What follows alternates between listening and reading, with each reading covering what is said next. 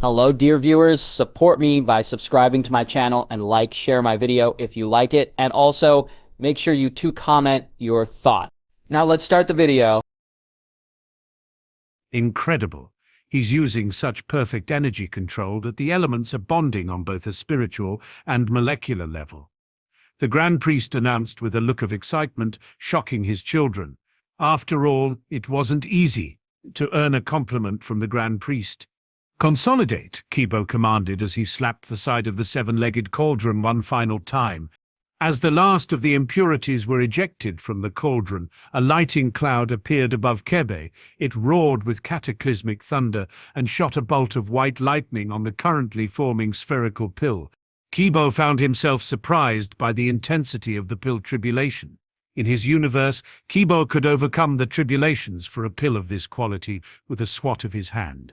However, in this universe, the laws were far more potent than he expected.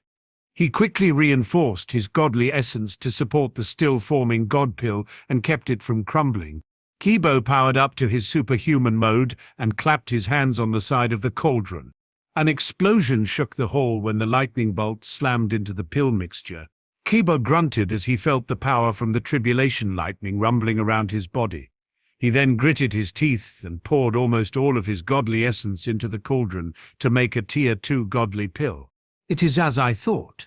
The laws in this universe are far stronger than they are in my own, at least when it comes to sheer power," Kibo thought as he got ready for the next bolt to strike. The room boomed with 8 more consecutive bolts that slammed into the cauldron without mercy, causing a massive explosion that covered the terrain in a cloud of smoke. When the dust cleared, floating in front of Kibo was 3 pills that had a spherical yin-yang design, exploding with godly power. If not for Zeno's presence, the gods of destruction would have jumped Kibo in an attempt to steal it for themselves. Kibo swiped 2 of the pills and stored them in his inner world before swallowing a full restoration pill. "It's complete, the Skyward Ascension pill," Kibo announced as he created an array around his body. The array was the one he recently asked the Super Shenron to upgrade, the Righteous Downlord's Slaughtering Array. The array took the form of a lifelike depiction of humans slaughtering demonic beings that represented the 7 sins of humanity: lust, greed, wrath, pride, sloth, envy, and gluttony. The image continued to connect until it took the shape of a wheel beneath Kibo's feet. The gods look on in awe as the depictions of the humans moved forward, brutally killing off the 7 sins of humanity in a vibrant and variety of manners. The array had the ability to repress and destroy negative thoughts, but the most important part of the godly array was that it was able to fend off one's inner devil when ascending. Kibo sat down to meditate to clear his mind for a few minutes. Everyone looked at the godly pill with a sense of temptation before Kibo lifted it and dropped it into his mouth. As he swallowed the pill, the stars surrounding the celestial palace were blotted out by dark and ominous thunderclouds. Everyone looked up to see the clouds taking the shape of a gate. It was covered in divine energy and had an engraving of a dragon coiling around it. When it opened, large dragon-shaped bolts of lightning gathered around the entrance. Kibo knew that he should go full power from the start, so he used his superhuman god blue form, entered his platinum god mode, and activated his 3 stars of Pangu. Lastly, Kibo used the new technique he learned from incorporating this world's knowledge into his own teachings. "Kaioshin Ken times 100, Kibo said, as a white aura engulfed his body. The Kaioshin Ken was the mixed version of Goku's, Krillin's, and even Vegeta's variant of the Kaioken. When Kibo used his system to infuse all of the techniques into one, he gained the Kaioshin Ken as his reward. It was smooth, calming, and able to multiply his power exponentially higher without strain to the body, at least compared to the techniques it was before. The skill reinforced the body as it multiplied his power, so the strain was almost non-existent. However, powering up like this does not come without sacrifice. The technique rapidly depletes mental and physical stamina, and the higher he pushes the multiplier, the more stamina it drains. Thanks to Kibo's Gate of Healing, he could more than enough to make up for that issue and can sustain the technique for extremely long durations. All the gods were impressed with the strength Kibo showed. but were absolutely clueless as to why the tribulation lightning scared the crap out of them. As the dragon-shaped tribulation lightning coiled and intertwined with each other, Beerus and the other gods of destruction gulped. This could cause some damage. The laws of Kibo's world are mixing with our own. It may be weaker, but they are also far more complex. The Grand Priest muttered before he snapped his fingers. The gods of destruction were then forcefully teleported from the stage before the Grand Priest erected a barrier over the surroundings. Kibo equipped his chaotic god armor and oblivion before activating his Asura beast god avatar. Kibo then jumped at the lightning, as he called his cauldron, to his side, and cut out with all his strength. God-slaying art all in one, Kibo shouted as he drew oblivion and slashed out. All of his martial intent flowed into the attack and cut at the descending tribulation lightning. The crowd oohed and awed at his performance, but was surprised to see Kibo's attack swallowed up by the lightning and had his image completely drowned out by the massive bolt. "Is he dead?" Beerus questioned. "No, I still sense his energy," Belmond followed up. "God-slaying art, infinite variation, all in one." Kibo's voice echoed out while countless sword beams slammed against the tribulation, shattering the lightning dragon into bits.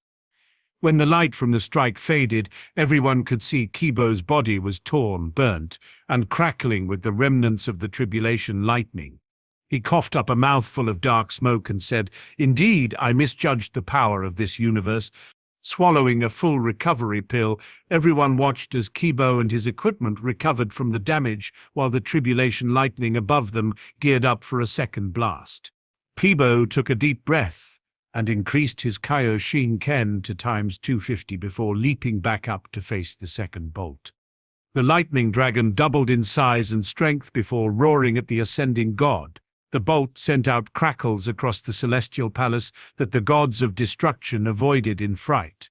"Dick, that's dangerous," Goku shouted as he was nearly struck by a stray spark. Vegeta grunted before he flew back and tilted his head. Another stray stream of lightning pulsed by his cheek while charging towards the Grand Priest. With a smile on his face, the Grand Priest waved his hand and created a barrier around Kibo that kept the bolts from reaching the audience. The main body of the tribulation roared out again before charging down at Kibo with lethal intent. Kibo could feel his mind wavering as he sensed the strength behind the tribulation lightning. He then raised his sword with a swift swing as he shouted, "God-slaying art, origin of demise." Suddenly, a pitch-black sword beam with a single white streak in the center exploded out from the edge of Kibo's blade. The two attacked, clashed, and caused a massive explosion that engulfed Kibo entirely. Once again, the bolt surpassed Kibo's attack and engulfed his body in tribulation lightning. The bolt tore through the arena and out into the cosmos, shaking everything around him in a massive quake. Everyone looked at Kibo to see him sweating blood, broken, torn, and panting heavily. Why isn't he going all out? Doesn't he still have purple and higher levels of the Kaioshin Ken? Goku asked. He is tempering himself with the lightning. How funny. Most others would rather destroy the lightning, but he's only pushing off enough energy to just barely survive, the Grand Priest informed. Kibo took a deep breath and ate another full recovery pill before he growled and powered back up even stronger than before. Everyone could sense that Kibo's powers had increased dramatically. Most didn't know how and scratched their heads in confusion, but it was all cleared up when Vegeta said he can use that lightning to achieve such a powerful Zenkai boost. When you think about it, it's not really self-inflicted if the damage comes from challenging nature with one's physical body. I guess a person's state mind is what decides on what a true battle is, Goku followed up. I know. I don't think it's that. His genetics are fundamentally different than ours. It's probably unique to his race, Vegeta said as he inspected Kaiba's godly essence. Zenkai bursts? Champa and Liquid questioned at the same time. Yes, the Saiyans get stronger every time they overcome near-death injuries. But from what I know, this man is human, or at least his origin is human, the Grand Priest explained. Yeah, he used a technique to alter his own genetics and mimicked the Saiyans' physiology to become something he calls superhuman. Vegeta casually mentioned, actually managing to surprise the Grand Priest. "What a big-ass ability!" Quetetla shouted. "Don't be jealous, Quetetla. It's not my fault your universe's god of creation didn't think of a genetic-altering ability." Beerus took the rare chance to brag in front of co-workers. "At least my universe has a seated god of creation," Quetetla countered. Vegeta wanted to question what they were speaking about, when all of a sudden, the final bolt above the arena had finished gathering energy for the next attack. Goku gulped as he could feel his legs quivering. The image of the lightning dragon was slowly getting more realistic and more powerful when he asked, "Is he going to be okay? Should we help?" "No, it's a bad idea to interfere with another's tribulations. You could end up making it worse," the Grand Priest replied. Kibu summoned his almighty domain and used his best defensive god art to defend and absorb the tribulation lightning, god protection art, cosmic egg. Kaido shouted as the outline of a globe surrounded his body. The four auspicious bests sat in the cardinal directions, creating wood, water, flames, and metal. Next, the golden crow entered the center of the planet to become its core. Then a giant golden-green monkey became the land, and a giant world bear became the snowy mountains and ice caps. The howl of a fierce beast echoed out as a pitch-black wolf with a white underbelly became the sky. A demonic angel became the heavens, and an angelic demon became the underworld. When the technique finished forming around Kibo's body, it took on the appearance of a real planet, not only in appearance, but in natural laws as well. Every wave, drop of rain or snow, every mountain, and every blade of grass, all of it was created from the current mastery of Kibo's Tao. The utmost captivating aspect of his worldly manifestation was the massive Tao tree spiraling into the heavens and the 13 Tao laws encircling it. Kibo took the full brunt of the gargantuan lightning serpent that roared down upon him and felt like he was just hit by his mother, which was really saying something about his current condition. Nuwa was a profound goddess, something that exists above the All-Father and All-Mother rankings. She could destroy or create entire universes with her will alone. Kibo then coughed up a lungful of blood as he felt the bolt of lightning traverse across the globe and into his body. Kibo could no longer feel his limbs as the lightning wormed its way into his soul. Blood poured out his eyes and ears before he bit his tongue to stay conscious. The tree on the top of his cosmic egg technique acted as a lightning rod that attracted and siphoned the tribulation lightning safely into Kibo's inner world to be absorbed. His inner world was rocked to the core, while the excess lightning was sucked up by his Tao tree, dampening the pain from his godly tribulation. The tribulation lightning Kibo formed from his godly laws was slowly growing stronger. Even his pill fire was rapidly growing in strength. Formerly, in Kibo's universe, the 9 true Yang Pillfire was considered 9th on the unique flame power scaling for gods. Now, with the new energy being fed into it, the Pillfire managed to barely beat the 8th highest ranking fire, the Flames of Samadhi. However, the power Kiba absorbed paled in comparison to the amount of damage he was taking. All of his blood vessels ruptured, bones crushed and muscles were torn. Kiba was standing on his last legs. His breathing was haggard, blood constantly flowed from his mouth, and his eyes were bloodshot. Kiba was desperately trying to comprehend the laws behind this reality's tribulation lightning. His cosmic egg art started to crack and crumble away, revealing Kibo's broken body. Most of his skin had melted away, and parts of his broken bones were visible for everyone to see. Vegeta and Goku felt sick, while the gods and the angels showed a look of fascination and respect. Before the lightning claimed his life, Kibo felt the restraints around his godly energy loosen. Kibo then felt the change forming inside his own tribulation lightning and pillfire. They suddenly grew stronger through gaining the essence of the Tao from another reality. Kibo shouted out as he threw his arms open and sent what was left of his cosmic egg flying across the celestial hall. The lightning had stopped, and through the doorway in the clouds, vibrant godly essence poured into Kibo's body and his inner world. A loud boom echoed throughout the palace when Kibo pulled in all the energy and shouted, causing an aura made of incredibly dense godly essence to shoot into the heavens. His origin god essence then exploded outward, revealing that his body had healed completely, while growing in strength by leaps and bounds. "Incredible," Goku said as he felt the energy rolling off of Kibo in waves. How much did his power increase? Thousands of times, tens of thousands of times. Vegeta questioned as he sensed the power of a god near Beerus's level. Kibo let out a breath and examined his own body to get used to its new power. Before he could relax, crimson flames began to spew out from around his body as a series of massive chains appeared for everyone to see. "Oh my, I've never seen this before. Is it a tribulation for the material body?" the Grand Priest said in astonishment.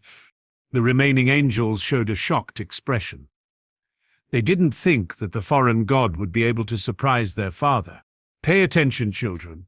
This may prove useful for your own training," the Grand Priest declared, making all the angels respond with a quick, "Yes, father." Kibo felt the archaic and rustic chains wrapping his legs begin to vibrate as the flames grew more intense. The flames engulfed the foreign god's body, making black sweat drip from his pores while burning it away alongside his flesh. Kibo shouted in pain as he struggled to shatter the chains pulling at his legs. All he had to do was step forward, but no matter how he tried, he couldn't budge. Kibo then pulled out a star that he took from the galaxy's birth by Super Shenron's appearance, lighting up the arena in a bright white glow. "What's he doing with that star?" Goku shouted as he covered his eyes and used his senses to observe what Kibo was going through. "Star god art, ant devouring the heavens." Kibo shouted as he opened his mouth and transformed into a superhuman god purple. "Nani? He's eating it?" Vegeta shouted as he watched the star breaking down into pure energy, while flowing into Kibo's stomach. The energy and laws from the star purified his body and strengthened it to new levels. After activating his full power mode and the platinum color took over, Kibo roared as he slowly nudged his foot forward. The arcane chains suddenly lit up with mystical and ancient runes. The force emanating from them pushed down on the onlookers as if they were standing in the center of a gravity well. As Kibo lifted his left foot, cracks suddenly began to spread across the surface of the chain. The flow of energy rushed into Kibo's body like an ever-flowing ocean, while the massive star above the celestial palace started to rapidly shrink. Once only the core of the star was left, everyone watched in surprise as the golden sphere melted down and flowed in through Kibo's pores. They could hear the faint sounds of hammers tinkering away, but in reality it was the sound of Kibo's bones being tempered. His bones suddenly took on an orange jade-like appearance before Kibo roared out in agony and renewed power. "Such power!" Vegeta muttered as he felt Kibo's power evolving at a phenomenal pace. With a final push, Kibo took that step forward and shattered the chains binding his legs. A loud clang rang out as the chains splintered and then broke away in a massive explosion. The explosion from the chains breaking looked like stars and the universe being born on a microscale. The divine flames vanished alongside the remaining chains. Kibo stood in the center of the scorched ground, his body radiating from the heat as the skin and bones slowly healed. After taking another recovery pellet, Kibo breathed a sigh of relief as he stretched and flexed his body. "So, this is how a mid-god feels. If I'm that much stronger than a minor god, I wonder how much stronger a true god is." Kibo pondered as his clothing and armor finished regenerating. The gods looked at him in awe, while the angels looked at Kibo like he was an amusing specimen. Kibo stretched, then turned to the Grand Priest before bowing and saying, "I thank you for your patience. We can now begin the exhibition match at any time." The Grand Priest looked at Kibo and smiled before he snapped his finger again, repairing the stage as he announced, "All gods of destruction, please enter the stage." Kibo cracked his neck as all the gods watched him on full alert. They were wary of Kibo's power after witnessing his ascent and wanted to make sure that they didn't get caught off guard. The Grand Priest then waved his hand as he said, "Begin." Kibo jumped to the side as he felt the power of Quaitla aiming at his back. The mouse-like god of destruction missed his initial kick, but continued on towards Beerus. Many of the other gods also aimed their attacks at Beerus, only for the pink cat to dodge and weave past their blows with only the smallest movements. Beerus's eyes were closed as he ducked, weaved, and tilted his body to avoid the attacks of 4 different gods of destruction. Critter, Liquia, Champa, and the god of destruction from Universe 2, Hellas, all attacked with everything they had. So fast, Goku mentioned as he tried his best to keep up with their speed. Is this what Beerus is like without holding back? Vegeta questioned as his eyes darted around the arena. Belmont appeared beside the edge of the stage, beside Kibo. He was looking rather relaxed as he observed the gods of destruction fighting one another. Hey, I'll throw the fight if you give me one of those pills, Belmont offered. Kibo grinned before saying, Nah, besides, I don't need you to throw the fight. Belmont didn't get a chance to say anything else as Kibo created a copy of Oblivion by using the transformation jutsu on a shadow clone and cut towards him. Hey, weapons are against the rules, Belmont said as he dodged Kibo's attacks. Not if they are made from a technique. After all, I don't see anyone complaining about her bow, Kibo stated, as pointed to the Egyptian-looking goddess before he swung his sword dozens of times. Belmont continued to dodge the attacks while Beerus handled the rest of the group. The rest of the gods chose to jump in on Beerus as well, when suddenly Beerus's movements became fluid, like water running through a river. Kibo whistled before he dodged Belmont's high kick and stabbed out towards his chest. He's doing pretty good, Kibo said, while Belmont jumped back and avoided the tip of Kibo's sword. I've seen better, Belmont bragged as he pointed a finger out and blasted a beam of destruction ki at Kibo. Kibo smacked it aside and said, Enough playing around. An almighty domain appeared around Kibo and engulfed the arena. The spectators then watched Kibo's body slightly growing as he equipped his beast god Asura avatar, showing that this was his current maximum power, as he said, You guys ready? The gods looked to Kibo while the beast god avatar turned platinum-colored and his godly essence washed over them. Kibo took in a deep breath as he stared down at the gods of destruction. He then raised his 6 hands and started to perform a series of jutsus. Suddenly, 12 copies of Kibo appeared from a puff of smoke. The shadow clones performed another jutsu to make copies of Kibo's weapons and armor. Kibo then smiled as he said, Time to fight. The gods were taken by surprise as they were forced to go all out and attack. The battlefield turned into pure chaos. Kibo's clones grew more and more powerful, while the gods weaker. What the hell is this atmosphere surrounding my body? It feels like I'm submerged in a bog, Belmont said while he narrowly avoided the beast god avatar's swords. Is it me, or are the copies getting stronger? Champa added as he jumped past a beam of sword intent. I think we're getting weaker as well, Beerus said, as he deflected dozens of sword swings. Okay, no more playing around, Belmont declared when his body suddenly lit up in a pure white aura. Ultra Instinct showed in a nearly perfected form. Beerus grinned as he too activated and entered the state of movement without thought. While they fought a winning battle against his clones, Kibo smiled and said, Thanks. Kibo reabsorbed his clones before he held his hand out and collected a pristine white source of energy from his domain. How interesting, the Grand Priest stated as he looked at the small droplet of God essence. What is it? Vegeta asked. It appears that domain young Kibo has created not only weakens those within proximity while it strengthens himself, but it absorbs a portion of their experiences. That droplet of energy he is holding is the culmination of the energy the gods lost during their struggle and the insights gained during the fight. What's he going to do with it? Goku questioned. Kibo smiled and summoned a portal to his inner world. The massive terrain full of exotic godly essence flooded the arena, causing the gods and even the angels to look on in awe.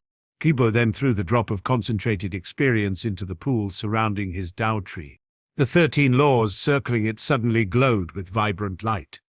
Kibo felt the knowledge coursing through his mind. The experiences of the fight, the sacred teachings of the angels, and the raw power of Ultra Instinct continued to grind away and polish the strength of his own universal laws. Kibo felt his soul quake as the laws grew in size and robustness. The light gleamed out until the godly laws were the sizes of planets. The citizens of Kibo's inner world thought that 13 new stars suddenly appeared on the horizon. However, little by little, the 13 laws started to compress and expel impure energies. The multicolored orbs of light slowly shrunk down to the size of a basketball before letting off a supermassive explosion. The singular planetary object inside Kibo's inner world was engulfed in the new and refined godly laws. Suddenly, all of Kibo's contracted gods came flying out of his inner world. The azure dragon, Seiryu, appeared in a dominating fashion. His body coiled around Kibo moments before rising to the sky, roaring and causing a rainstorm to appear around the arena. Wherever the water fell, trees and leaves grew from nothing and into fully grown plants. A dragon? Did Kibo summon Shenron? Goku asked while scratching his head. No, that is a real dragon, Goku. A dragon god, to be precise, the Grand Priest mentioned before they heard a loud chirp. 7 colored flames shot out in the shape of a large true eagle. Suzaku flew around Kibo before flying next to Sekio and spreading her wings out, showing off her majestic figure. The 7-colored phoenix and an azure dragon. My, I haven't seen them in so many years. The Grand Priest smiled gently as 2 more familiar figures appeared in front of him. Next came a giant white tiger with black stripes appeared and roared out with the power of earth and metal. A black tortoise carried the power of death alongside an endless ocean. All 4 auspicious beasts, although different from the ones I remember, they seemed to carry the same characteristics. The Grand Priest mumbled to himself. Next came out a large 3-legged golden crow. The power of the sun radiated like flames made from pure yang energies. Beside her was a big platinum-haired bear that chilled the surroundings in pure yin energies. The ground quaked as a monstrous green-furred ape appeared carrying primordial energy that triggered something in the scions. It had no main element, only raw physical strength. A large grey-furred wolf appeared next. It felt like the winds had gained a chaotic form of the essence as the wisps of air swirled around her feet. Next came a force of holiness, celestial even. A red-cloaked demonic-looking angel appeared, carrying a large organic sword on his back and 2 pistols on his hip holster. A surge of demonic energy came next. A blue-cloaked angelic devil appeared on the side of his brother. He carried a long katana that was bending the space-time around the blade. Gods of destruction.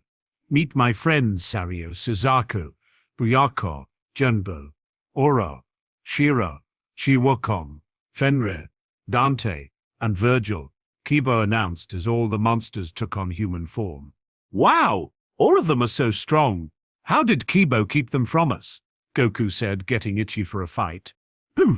Vegeta grunted while thinking, is that Dante and Virgil? They looked like they were ripped from Devil May Cry 3.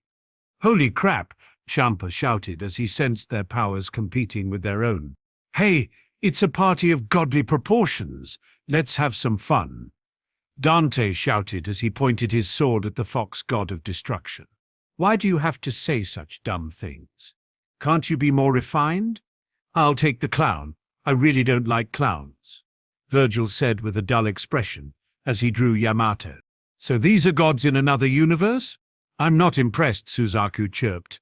You have chosen to challenge the Dragon King. A foolish endeavor, Seiryu hummed. Death surrounds you all, but I can overcome such infantile destructive laws, Genbu declared as she glared at the gods of destruction. Ha ha ha, let's fight, Byako shouted as he showed his fangs. I'll handle the fox. I have a bone to pick with your species. The world bear Shiro growled. What did I do? The foxy god of destruction questioned, unaware that Shiro had to deal with Kurama stealing his snacks and was just picking on him because he was a 9-tailed fox. Master Kibo, should we kill them? Fenrir said with bloodshot eyes. No, we aim to render these guys unconscious. Okay, team, get 'em, Kibo shouted as he pulled out his sword and jumped headfirst into battle. The gods of destruction responded in kind. The fight was beyond intense. The actions of the gods were so fast that they warped the space around them in cataclysmic explosions. I can't keep up with them, Goku shouted as his eyes darted around in a frenzy. Incredible, Vegeta thought as he too found himself at a loss.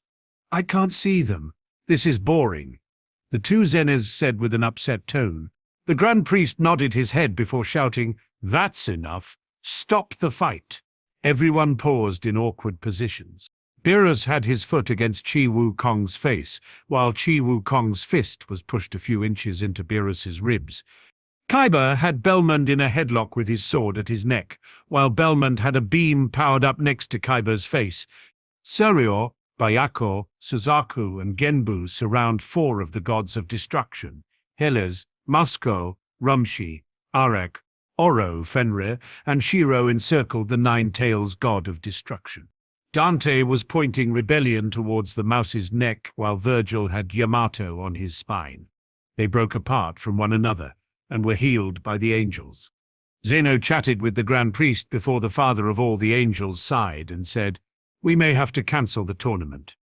Goku looked dismayed as he teleported over to Zeno's side and said, "Please don't do the Zeno-chan. Their fight might have been hard to see, but I promise ours will be different." The 2 Zenas pondered over the suggestion before nodding their heads and saying, "Okay, excellent. Well, Goku, I assume you'll be fighting for this demonstration then?" the Grand Priest asked. Goku nodded his head in excitement.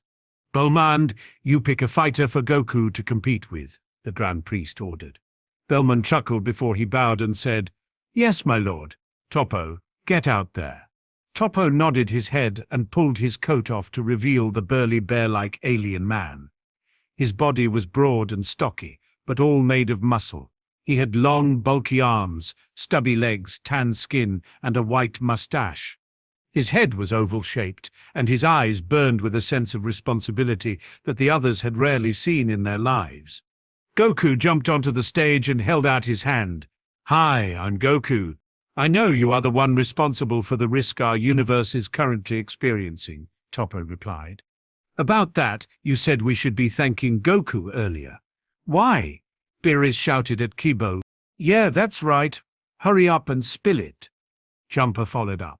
"Oh, yeah, I forgot. If Goku didn't start this tournament, then Zeno-sama would have destroyed all universes which lack the standard mortal level. So Goku technically gave one of your universes a chance at survival," Kibo explained. "So Kakarot deserves some thanks in this matter. If not for him, you all would have been destroyed without realizing," Vegeta followed up. Everyone looked to Kibo, then to the Grand Priest for confirmation. "It's true. Zeno is unhappy with your progress. Many of the universes have begun to stagnate, and Lord Zeno deemed it necessary to destroy them," the Grand Priest announced with a smile on his face. The gods of destruction paled at the thought of Zeno's wrath. "For real?" Champa said with wide eyes. "Oh, crap." "He's not joking," Beerus said with a terrified expression. "This winner won't be the only one to survive. Universes 1, 12, 5, and 8 will be allowed to live as well," the Grand Priest announced. "But why?" the goddess of destruction said with a confused expression. "Because their mortal levels are above 7, therefore the universes have met the required cutoff will be exempt from being destroyed." "Phew, good thing we took our job seriously," the god of destruction from Universe 8 sighed in relief. "Excuse me, sir? If our universe gets destroyed, what will happen to us gods of destruction?" the elephant god asked. "Why, all of the gods will be destroyed alongside them, of course," the Grand Priest replied. "It appears we do owe Goku thanks. Because of this tournament, Zeno is giving the winning universe a chance at surviving, regardless of our mortal level," Whis said with a chipper expression. "Say, Whis, is our mortal level really that bad?" Beerus questioned. "Yep, however, with Vegeta's rise to power, it has risen by 2 points. That means," Beerus looked like he had some hope, "we have a mortal level of 5.8 now. Congratulations, Lord Beerus. Such quick improvement is rarely seen in the 12 universes," Whis replied before he looked over to Champa and said, "Tied with your brother." "So we're still not safe," Beerus sighed with a look of dejection. "Ha ha ha, that's what you get for letting Frieza run amok," Kibo said while he slapped his leg. "Huh? What's that supposed to mean?" Beerus said with a lifted brow. Kibo pulled out a small bonsai tree and stripped it bare before saying, "This was your universe before life began." Using a bit of his godly energy, Kibo grew it a bit, and when tiny leaves could be spotted, he said, "This was your universe in its infancy." He then pointed to a section on the tree, set it ablaze, and said, "This is your universe on Frieza." Beerus lifted a brow and scoffed. Why? He was doing my job for me. Shouldn't my mortal level be rising? Did you think that Tarrant would let any life grow and evolve if it posed a challenge to him? Vegeta scoffed. Beerus noticed a small part of the tree that grew back and wouldn't burn before asking, "What's that bit there?" "That little spot there, that's Vegeta's effort paying off," Kiba replied with an amused expression. "Wow, Beerus, our universe is burning because of your sleepy attitude. Poor tree," Goku said with a sorrowful expression. Beerus's face was bright red. The other gods stared at Goku and nodded their heads. It appeared that the other gods of destruction also had issues with Beerus's don't-care attitude. Kibai smiled and made a few hand signs before blowing azure flames from his mouth. The wood-based fire soaked into the bonsai's bark and turned it into a jade-like substance. Handing the tree alongside an orange spatial ring over to Goku, Kibo placed the jade bonsai into the hammer space and said, "Plant that near your house. It will be beneficial to your training. The ring can store up to a planet's worth of space." Goku's eyes shined as he thought of all the food he could store in it. After taking the ring and putting it on, Goku jumped down to the arena to face Toppo. "Quite the interesting friend you have there. He's not a god of destruction, but the angels treat him with the same respect," Toppo commented. "Yeah, he's a god from another reality. After his recent boost in power, I'm guessing he's on par with them now," Goku replied. Well then, shall we get this show underway?" Toppo asked as he took a fighting stance. Goku smiled and took his own before saying, "I thought you'd never ask." Goku turned into a blur as he appeared in front of Toppo and punched out with all his might. Toppo raised his arm and blocked the punch before Goku raised his foot with a fierce kick towards Toppo's face. Toppo jumped back and avoided the attack. Goku chased after before their arms and legs turned into blurs while they punched and kicked out at one another. Each move was blocked and evaded with expertise, showing both of the warriors had countless years of experience under their belts. "Impressive strength, but it's not enough if you want to deal with me," Toppo declared as he elbowed the inside of Goku's wrist and punched out with his other hand. Goku took the full force of the blow and bounced off the ground a few times before catching his balance. As he hopped onto his feet in an acrobatic maneuver, Goku got back into his stance and said, "Well, that hurt. You are strong." Goku noticed a thin trail of blood leaking from his nose. "Okay, how about this?"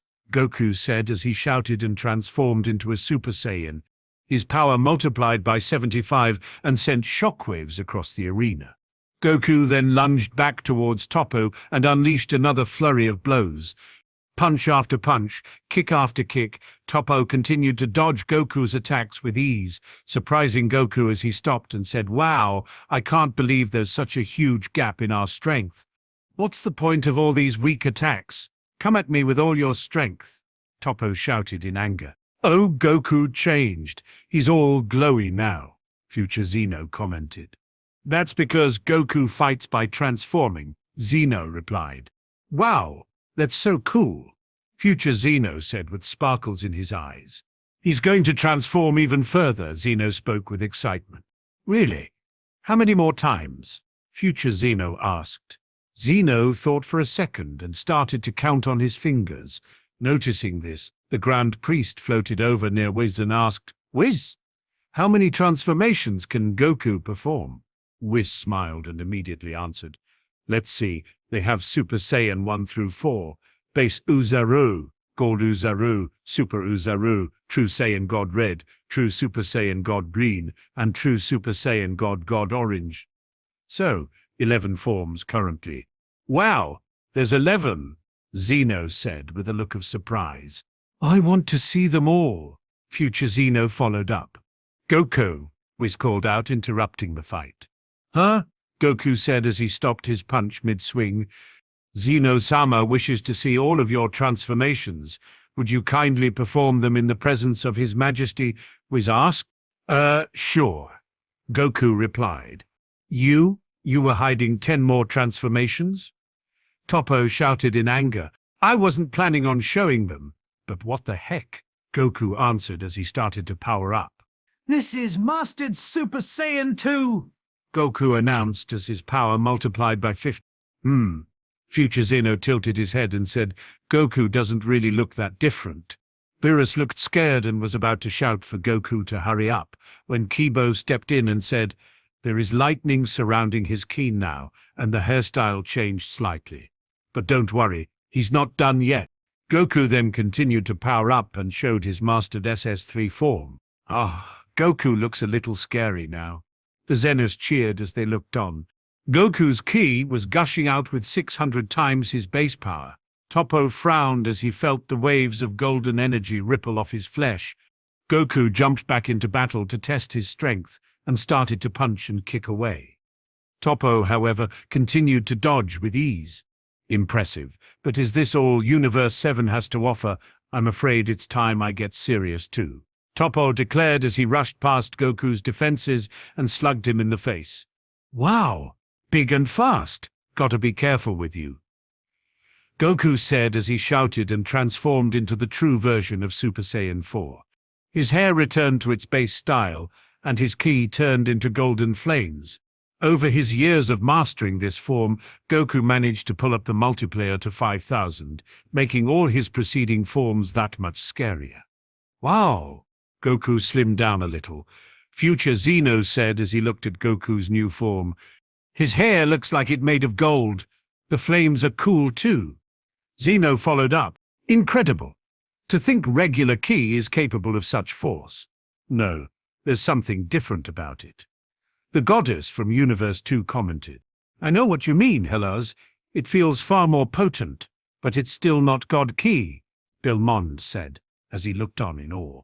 This is Super Saiyan 4, the pinnacle of the Super Saiyan's branch of evolution, Goku announced as he jumped at Toppo. Toppo was surprised by his speed and blocked Goku's flying knee before sliding back a few feet. Toppo got serious and pushed his ki to the limit as he struck back against Goku's incoming fist. The force exploded out from the tips of their knuckles and shook the arena.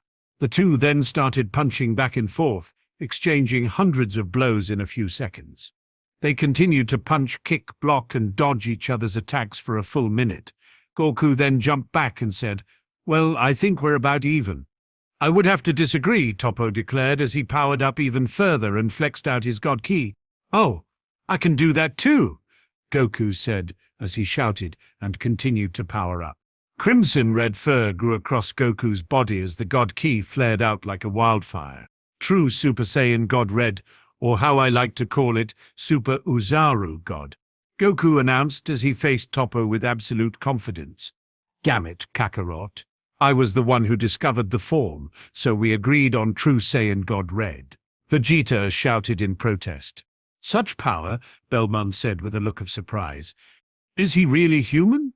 The gods from the other universe questioned. Wow, Goku looks like a monkey, Future Zeno commented. And he has the power of a god now, Zeno followed up. Yes, this form even caused me some trouble. Of course I was holding back, Chris commented. You mean you were out of shape? Don't sully my battle with lies, Vegeta said, shocking the crowd while embarrassing Beerus even further. Goku interrupted the mood as he teleported to Toppo's side before kicking him in the gut with a spinning back kick. Toppo's eyes bulged as he felt Goku's legs stretching out his stomach. He then shot back like a bullet and tumbled across the ground. Before he could regain his balance, Toppo flew off the side of the arena.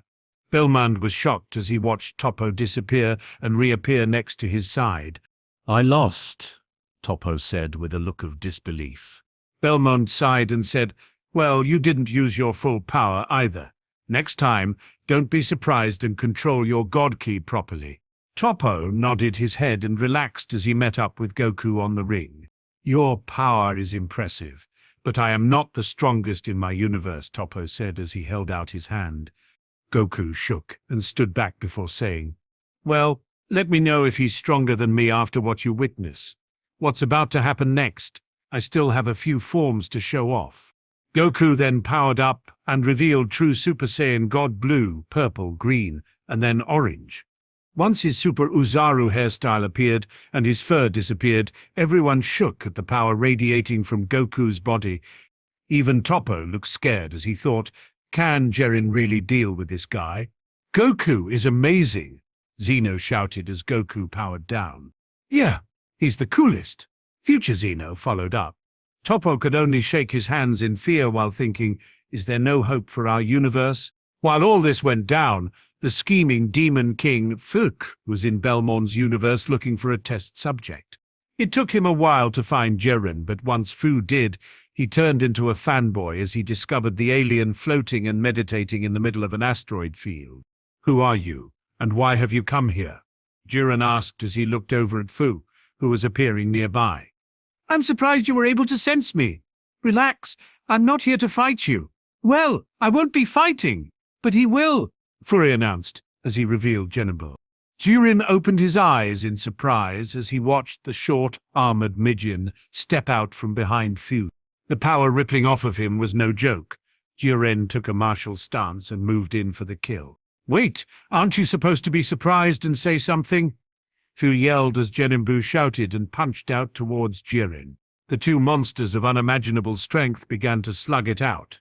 The universe rippled and distorted as the fight grew more intense. Countless explosions tore through the solar system and empty space. The two combatants continued to grow stronger and stronger. The longer the battle continued, the more powerful they became. Jiren was pushing Jiren to new heights, while Jiren did the same for the Majin. Wounds covered Jiren's body as he was in his full power form and slamming away at Jiren's defenses. Jiren hit Jiren in the stomach with a powerful stomp kick. Jiren roared as he took the blow and struck out with his foot, stretching up to kick Jiren in the bottom of the chin. Jiren grunted as he flew back a little and punched down at Jiren's face. His fist left an imprint as Jiren swung around and used his arm like a whip to cut Jiren on the chest, drawing blood as two separated. Jiren rushed forward and started to throw a flurry of blows. His fists turned into blurs and only slowed to avoid the Majin's vicious claws. Jiren continued to make small advances while Jiren continued to grow stronger. Like a never-ending flame, the battle lasted for days. When Jiren's sword came out, Jiren had to take the fight more seriously. He slowly made his way into Jiren's range and hit him in the stomach before Jiren flew back like a rocket. Jiren chased after and stomped both his feet into Jiren's back. The Majin screamed out in pain before it teleported away and looked at his sword hand with a confused expression. He started swinging it as if something were wrong and then smiled like a kid before he shot back into the fight. The blade glowed with ki around it before he started cutting at Jiren like a madman. Several swipes later, Jiren managed to invade his space and got ready to attack. However, Majin Jiren laughed as he moved his hand like a jellyfish and managed to stretch his arm out to stab Jiren in the back. Jiren coughed up blood before he followed through with his punch, slamming the Majin in the neck and sending him flying onto a rocky wasteland of a planet. As he looked at the near-fatal blow, Jiren's rage grew as he thought, I will not fall to a Majin. The wound started burning shut and looked like his innards were made of fire. His keel then spiked like never before. Jiren's paws lit up as fire crawled across his flesh, covering his entire body. The temperature in the surrounding area blew up like crazy and suddenly went supernova. At the explosive center, Jiren's body was burning as glowing patters covered his body. They looked like moving rivers of lava and burned with a fiery ki. When the power finished condensing inside his energy center, Jiren's eyes opened, revealing a pitch-black reflective surface. His body slimmed down to a thin boyish form, and every muscle on his body was built to perfections. Jiren looked at his hands as flames rotated around him as if they were playing with the warrior. What power is this? Funyua said with wide eyes. This power is your doom, demon, Jiren declared as he powered up. I don't think so, Jiren shouted as he licked the blood off his sword, taking in Jiren's genetics before he suddenly powered up. What kind of foul creature are you? Jiren questioned as he felt his own ki merging with Gento. Before Genembu could assimilate Jiren's power, the hero of justice raised his hand and sent out a literal star that grew at an unimaginable pace. Before the attack hit Genembu, Fu appeared in front of the sphere of heat and turned into a super demon god. His hair spiked up, and his entire body was covered in a demonic and godlike ki before he drew his sword and slashed out, cutting the star in half. The universe quaked as Fu revealed his power. The dark energy rippled off his flesh, almost as if it were devouring the surroundings. "Don't push your luck, hero. This match is over." "Fool," announced as he grabbed Genembu and retreated to his world. Seconds later, Belmont showed up with Toppo in tow. "I sensed Imagine God's presence earlier. What happened here, Jiren? And what's up with that new form of yours?" Belmont questioned. "A mosquito bit me. As for this form, I'm not sure yet," Jiren answered as he relaxed and meditated until his body returned to normal. I deal with the Majin later. For now, you need to come with us. You need to come with us. Our universe is in danger." Jiren lifted a brow as he noticed the rest of the fighters next to Belmont. Belmont explained the situation and told Jiren of the Super Dragon Balls. "I see," Jiren said as he floated into a standing position. "So you'll fight?" Belmont said with a smile. "I will fight," Jiren responded. In Universe number 6, Champa appeared on planet Sadala. He came to inform his Saiyans that they had 2 days to prepare for the Tournament of Power. Champa was surprised to see Vegeta, Goku, and Kibo's children training with a group of Super Saiyans. The king of planet Sadala, Kale, Khalifa, Kaba, and Renso had all achieved Super Saiyan 3, with the exception of Kale. She had managed to activate her legendary Super Saiyan 2 form, but she hadn't yet reached Level 3. The upside was, her power was still the greatest amongst the Saiyans. "What's going on here?" Champa questioned his angel.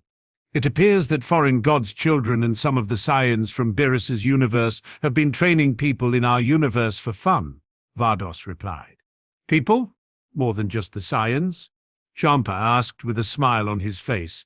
"Yes, it appears the one known as Sutir Amaru is training with the assassin, Hit. The ones known as Sheena and Kazuo are on Namek, exchanging information and teachings. Someone can train with that guy without dying. These kids are a gift to my universe." "Say, Vados, can we register these guys as well?" "No, my lord, we cannot. They are not from our universe nor our reality. The people from a foreign universe will not be allowed to participate," Vados answered with a smile on her face. Back on planet Earth, the Zati fighters were discussing the roster for their universe. Goku, Vegeta, Bardock, Raditz, Gohan, Piccolo, Cell, Krillin, Lazuli, and Lapis. With their fighters selected, the group trained intensively inside Vegeta's timeless training ground. Years went by as they struggled to increase their power. Kibo even jumped in, offering many ideas on how to improve their techniques. After Universe 7 continuously pushed their base forms to new heights, it came time for the Tournament of Power to begin. Kibo left Vegeta's training realm and let the group know that he'll be returning to his universe after the Tournament of Power. "Really?" Goku seemed a little bummed out. "Yeah, it's about time I put an end to my story," Kibo said as he looked up. "If you need our help," Vegeta was about to offer their aid when Kibo held his hand up and interrupted him. "I give you a call. I didn't give you those summoning seals for nothing," Kibo declared as he made a hand sign, summoning the kids back from Universe 6. The Z-Fighters kids came back alongside Kibo's. Vegeta and the rest joined Beerus and Whis on their celestial chariot before they all headed off to the Void Realm. When they arrived, the group saw the massive ring set up floating in the endless dark smog. Kibo and his family sat in the stone-like stands next to the other gods while the competitors took their position. When it came time to start, chaos erupted all across the arena. Vegeta and Goku sat on top of a hillside, looking over the battle while preserving their energy.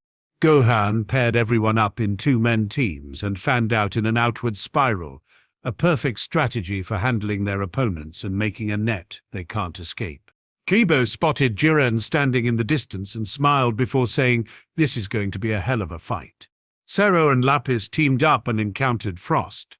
The Frost Demon didn't even get a chance to attack before the android and cyborg combo smashed into him and sent him flying off the edge of the arena with a single kick to the gut.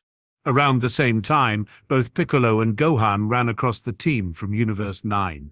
With some swift movements and martial skill, the two warriors knocked them all out of the ring in a few seconds. Lazuli and Krillin came across the two invisible opponents first. Krillin played the fool while running past them. However, once he felt their ki waver, Krillin struck out. With a fierce super solar flare, the two insect-like creatures were blinded and forced into the open. With their camouflage compromised and the loss of their sight, Krillin grabbed the two before chucking them off the edge with a power throw. "Well, I guess that takes care of that," Krillin patted his hands. "Good job, honey," Lazuli said as she kissed his cheek before they went back to the plan. "Got to give it to Gohan and Piccolo. This plan is actually pretty effective," Krillin said as they continued to fan out in a spiral pattern. Raditz and Bardock beat down anything they came across, knocking them out and tossing them out of the ring. Universe 9 lost, erased. Universe 10, erased. Universe 2, erased. Universe 3, erased. Universe 4, erased. Universe after universe was wiped out from existence by Zeno. Within a few minutes, only universes 7, 6, and 11 remained. Bardock stood across from the Universe 6 Saiyan and said, "You must be Keba, correct?" Keba nodded his head and said, "You look an awful lot like Son Goku. Are you his brother?" Raditz laughed as he stood across from Kale and Cauliflower. "What's so funny?" Cauliflower asked while tilting her head. "I'm his brother. That's our father," Raditz said between chuckles. Bardock slapped the back of his son's head and turned his attention back to the Saiyans of Universe 6 before saying, "Well, power up to your best, because from what we're sensing, your base forms won't be enough." The three Saiyans looked at each other before nodding their heads.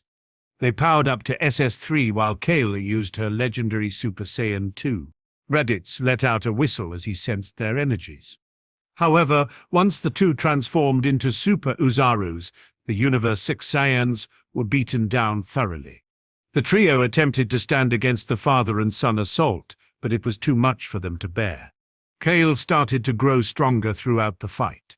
Bit by bit, she was catching up to the power of the Super Uzarus. Sensing the change in the legendary Super Saiyan's growth, Bardock's face grew heavy and immediately focused on Kale. His barrage of punches and kicks forced Kale to slide back to the edge of the arena when she tried to use a mouth blast to take him out. The experienced Saiyan didn't fall for it. When Bardock dodged, he pushed to make that last step so that he could kick her off. However, Kale caught his foot and grinned, "Too late. I caught up." Bardock grinned and said, "No, you lost." Suddenly powering up to true Super Saiyan God Red, Bardock pushed Kale off the ledge and left her stunned at the power of God Ki. Cauliflower's eyes widened as she watched her best friend's defeat. The rage pushed her past her limits. However, once Raditz transformed into his god state, he flung them off the edges with ease. Vegeta sighed as he headed off to fight the Pride Troopers. He was a little disappointed in Kakabi's progress. Goku joined them as they used their base forms to dominate the arena. Toppo was taken out by a simple Super Saiyan transformation. Goku's base form had tripled since their last meeting, so there was no need to push it too hard. Vegeta knocked out the casserole, Despo, and the rest of the squad with ease. Vegeta and Goku then turned to Jiren and said, "Well then, who gets to fight the tough guy?" At the same time, Piccolo and Gohan had encountered the Namekians from Universe 6. The Namekians used powerful magic and strange attacks, but when the two from Universe 7 transformed into gods, they were easily beaten. Gohan and Piccolo stood victorious and promised to resurrect the universes after they win. While Vegeta and Goku were playing rock, paper, scissors, Jiren frowned and said, "Both of you come at me." Ignoring Jiren's demand, Vegeta won and threw his hands into the air before saying, "Take that, Kakarot." Goku held the scissor hand sign up and sighed as he thought, "Darn it, next time I'll pick paper." Jiren seemed rather annoyed by their attitudes and powered up a bit before saying, "You think you have the time to joke around?" He charged at Goku and Vegeta. However, Jiren was stopped by coming face to face with a true Super Saiyan God Orange. Vegeta gripped his fist as his power radiated throughout the arena. With a fierce uppercut to his chin, Vegeta sent Jiren into the air before teleporting behind him and kicking his neck with another powerful front-flipping blow. As Jiren crashed into a nearby hillside, the Grand Priest wondered, I wonder if I made the arena tough enough for their fight. Vegeta then watched Jiren's power explode from a distance. The red aura surged into the sky for miles. Jiren cracked his knuckles and said, "Maybe this will be a bit hard. You know, if you two team up, you might just stand a chance.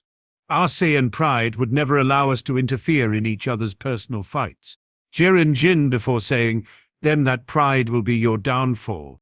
Vegeta laughed as he used a Kaioshin Ken times 50 and punched Jiren in the gut so hard, the giant mammoth of an alien was gasping for air.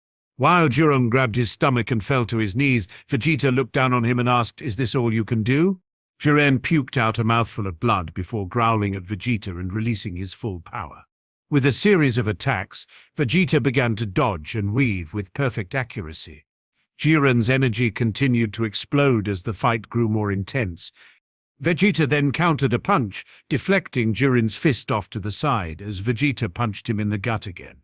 Following up with a spinning kick to the side, Vegeta sent Jiren flying through the air. Vegeta was about to land another punch when Jiren pushed himself to his absolute limit. Jiren grabbed Vegeta's fist and lifted him into the air before blasting directly at his stomach. Vegeta teleported behind Jiren and kicked his back with all of his strength. Jiren crashed into the ground like a meteor, breaking the arena into 8 pieces on impact. The hulk of an alien then stood up from the debris, his clothes torn and wounds covered his body. "Your abilities are impressive, but all is for naught in the face of absolute power," Jiren declared as he started to shout and power up past his limits. Vegeta frowned as the heat coming off of Jiren's skin erupted into flames. Sensing Jiren's power rising to entirely new levels, even Kibo whistled in surprise. Vegeta sensed danger and tried to move out of the way, but Jiren was just too fast. Vegeta took a full blow to the gut and coughed up blood.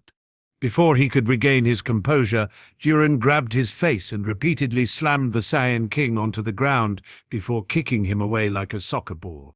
Vegeta, still struggling to recover from the beatdown Jiren gave him, wasn't fast enough to react to the following sphere of energy Pink Alien tossed with both of his hands. As the ground exploded, Jiren's supernova form was revealed, standing next to a near-unconscious Vegeta.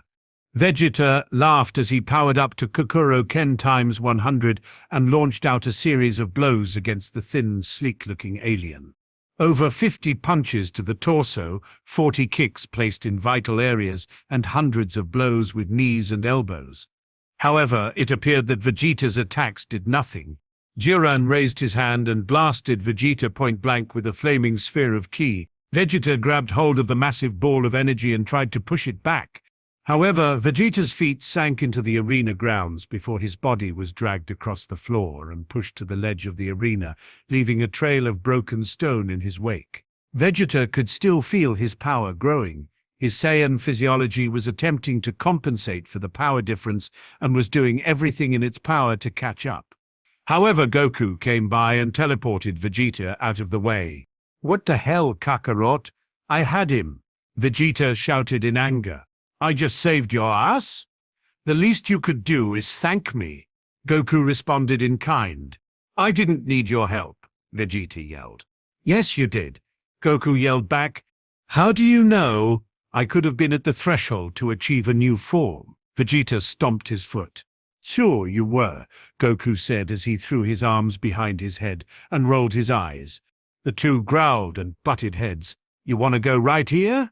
As if you could take me in your current condition." "I can heal, you moron! Full heal!" Vegeta shouted as he recovered from all his inflictions. "Thanks, you cooled down yet?" Goku said with a happy grin. Vegeta's eye twitched as he said, "You..." The Saiyan King then let out a sigh and said, "Thanks. I thought you said that your pride wouldn't let you accept aid." Jiren said as he approached the two. "Shut up. What's wrong with relying on help every once in a while?" Vegeta shouted with an embarrassed expression. It's weakness, Jiren said as he appeared beside them in a blinding flash of movements. Goku and Vegeta powered up to full strength and blocked the punch. The two started fighting together, slowly beating back Jiren with expertly timed movements.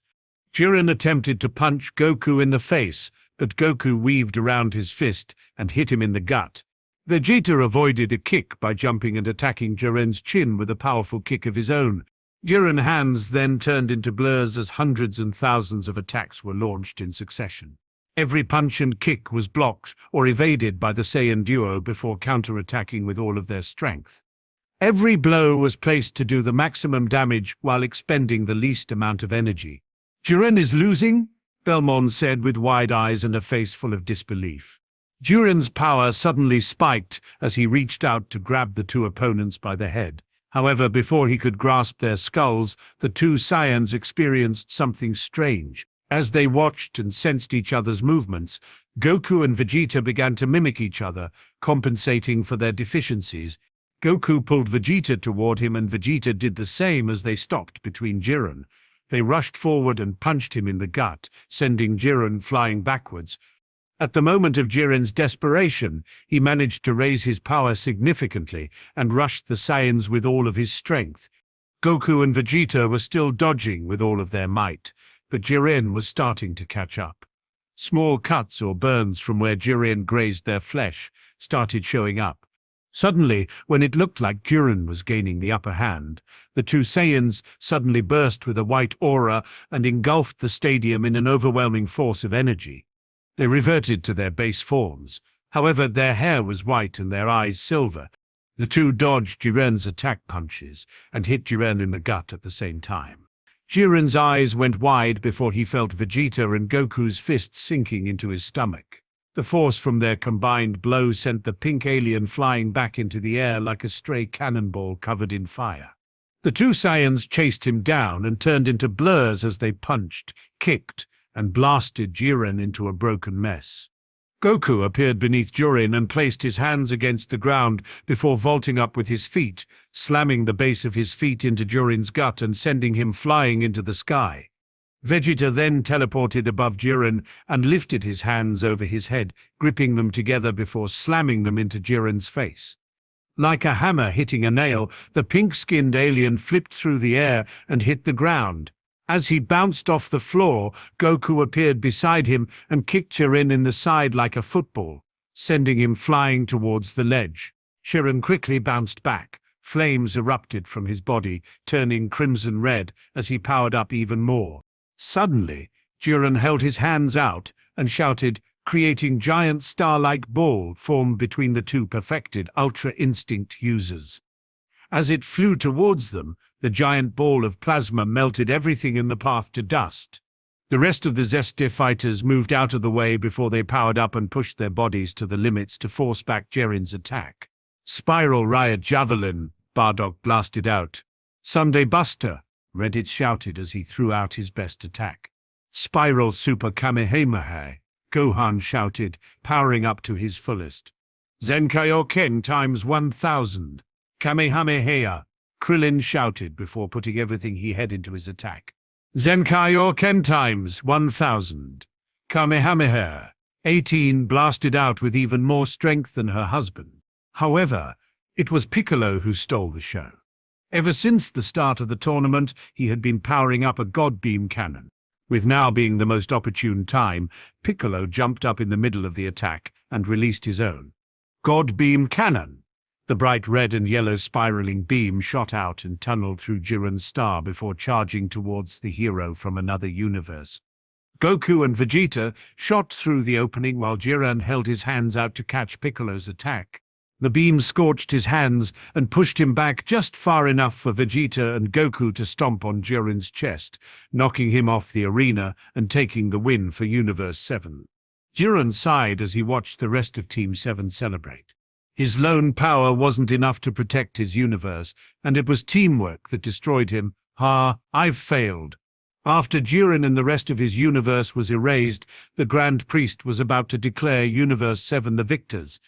Just when everyone thought the fight was over, the spectators learned that they were all far from being correct. Goku and Vegeta took one look at each other and started to fight. Right now, everything in their bodies told them to do so. Vegeta and Goku's instincts were pushing the two to grow faster, to adapt and evolve, to surpass their limits like never before. They traded blow for blow, always evading at the last second. The battlefield turned into a wasteland as the rest of the team leapt to the spectators' section. "Should we interrupt?" Beerus said with a funny expression on his face. He didn't like the fact the two were adapting to this form so quickly. Incredible, it appears their Saiyan physiology morphed to handle the immense strength of Ultra Instinct. Their hair has turned into a beautiful shade of white and pushed their bodies to the limits of their powers, Whis commented. "Lord Zeno wishes to see this fight until the end," the Grand Priest said, quieting the God of Destruction's complaints.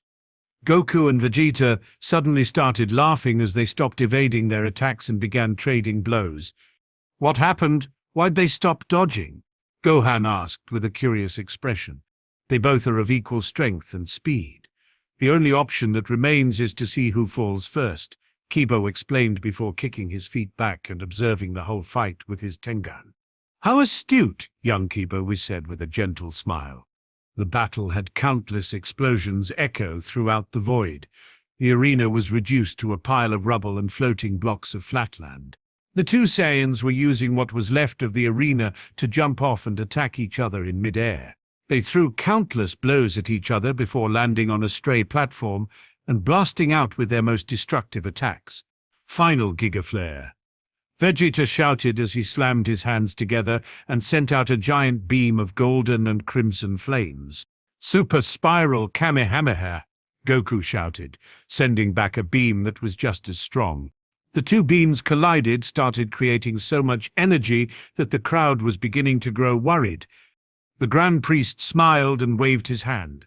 A barrier formed around the arena while all of the excess energy was compressed into a small sphere. Inside the transparent sphere, it looked like entire galaxies were being produced by the clash of Ultra Instinct users. When the final explosion engulfed the two fighters, the Grand Priest clapped his hands together and absorbed every last speck of runaway godly ki. When the light from the explosion faded, both Goku and Vegeta could be seen standing in their base forms. They were covered in bruises, blood, and broken bones. However, their smile was bright. "I surrender," Goku said as he hopped over the spectators' section. "Why?" Beerus questioned. Vegeta cast full heal while Goku pointed to him and said, "That's why. I can heal too, but it requires me to absorb the energy of a willingly given ki."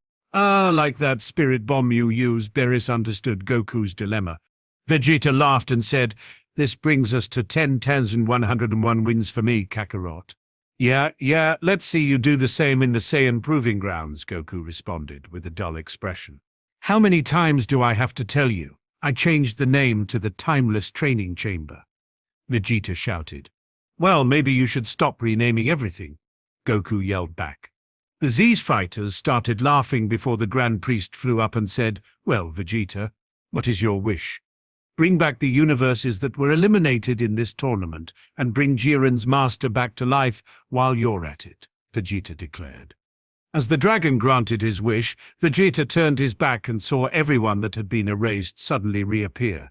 He walked up to Jiren and said, "Your master will probably have words for you." Jiren's eyes widened as he said, You granted my wish? Super Shenron can grant any wish. If I simply added your master in as an afterthought, who can blame me?" The Grand Priest chuckled before saying, "Indeed, if you had wished for anything other than the restoration of all the erased universes, then Lord Zeno would have wiped you all out." "So this was all a test?" Bellman questioned. "Yes, you should thank Vegeta.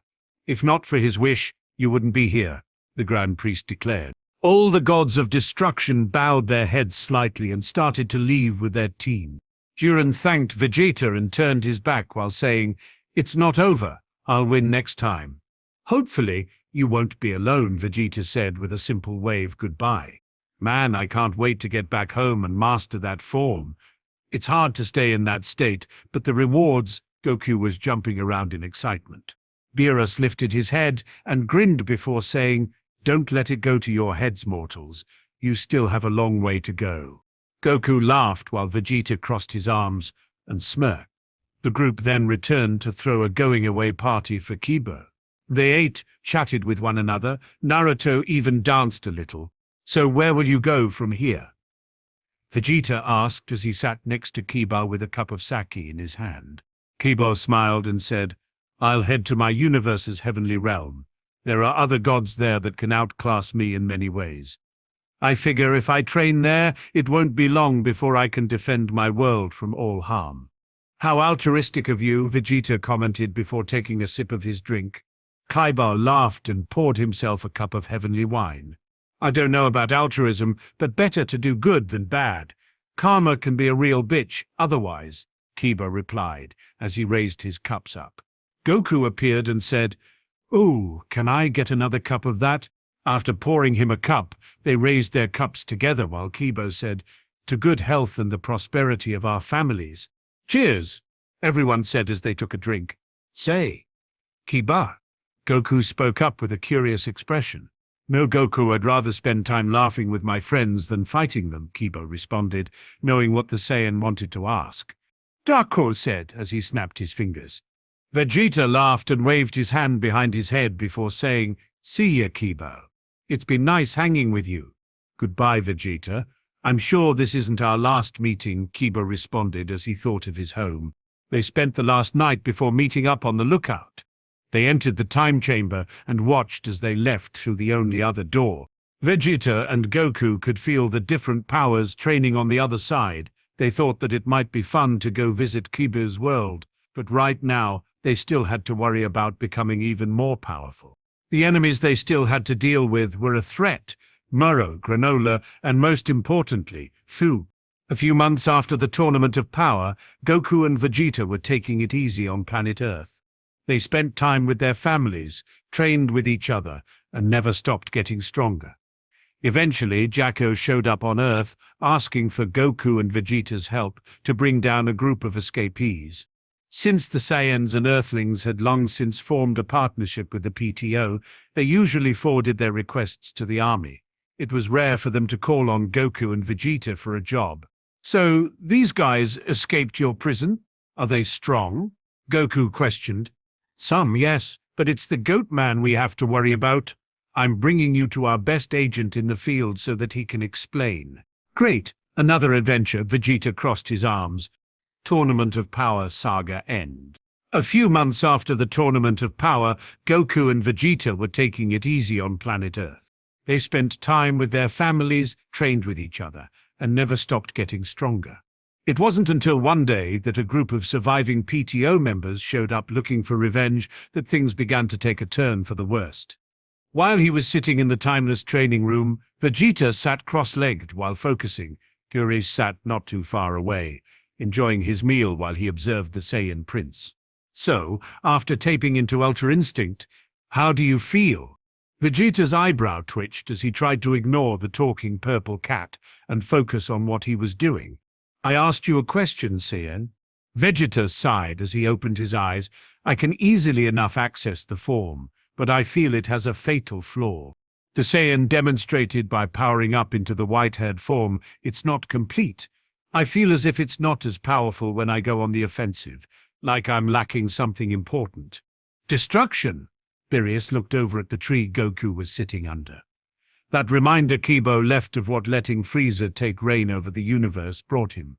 "Listen up, Saiyan. I'm going to teach you that the power of destruction is what you're missing. The reason Ultra Instinct feels incomplete is because it's supposed to be used in combination, the destruction key. I bet you'll think I'm lazy just like everyone else." Well, Vegeta didn't get to finish as Beerus suddenly powered up. The world around him shook. The entire realm inside the timeless training ground started to creak while a black and purple energy enveloped the god. "You see, I'm not relaxing just for fun. When it comes to destruction, I've already learned everything I need to advance. However, in order to master Ultra Instinct, I must go the opposite way. Me sleeping, the relaxation, my laziness is all part of my training to finally master the angel's greatest technique." You see, even amongst the other gods of destruction, there was a reason why I was considered to be the strongest. My understanding of destruction has already reached the peak of what's possible. Beerus made his way towards the Saiyan prince and stood directly in front of him. I haven't gone all out in eons, and you were the first to truly help me get back in shape. In order to repay you, I shall teach you the true methods of destruction. The Saiyan was about to transform, but Beerus flicked him the forehead and sent him flying into the distance. Fuck! Vegeta flew by Goku, who was in deep meditation under the jade tree. With an explosion of power, Vegeta rushed back at full power. He punched and kicked at Beerus, who in turn smirked. All of the Saiyan's blows seemed to do no damage whatsoever. It wasn't until Vegeta noticed what was happening that the cat god made his move. With a spinning kick to the side of Vegeta's head, the Saiyan was thrown into the distance, with enough kinetic energy that his body nearly exploded upon hitting the ground. Vegeta gasped for air as he suddenly pushed his form to the Master Ultra Instinct state. His aura exploded as he charged back towards his target and attacked with everything he had. But once again, Beerus was able to completely destroy all of his attacks. It was like the power of destruction alone was negating his damage altogether. Beerus struck out with a blow so fast, not even autonomous movement could keep up. A punch to Vegeta's jaw sent his face into the ground before Beerus kicked him into the air and chased after the Saiyan's flying body. While Vegeta was in a daze, Beerus hit him with a series of punches and kicks before grabbing the white-haired Saiyan's face and slammed him into the ground. Every cell in Vegeta's body was being eroded by the might of the godly destruction K. It was painful for him to even breathe, much less stand on his own 2 feet. However, he did just that. Through willpower alone, the Saiyan King rose to the challenge and looked Beerus dead in the eye. As I recall, Goku said that both of you were able to use some poor imitation of the Hakai.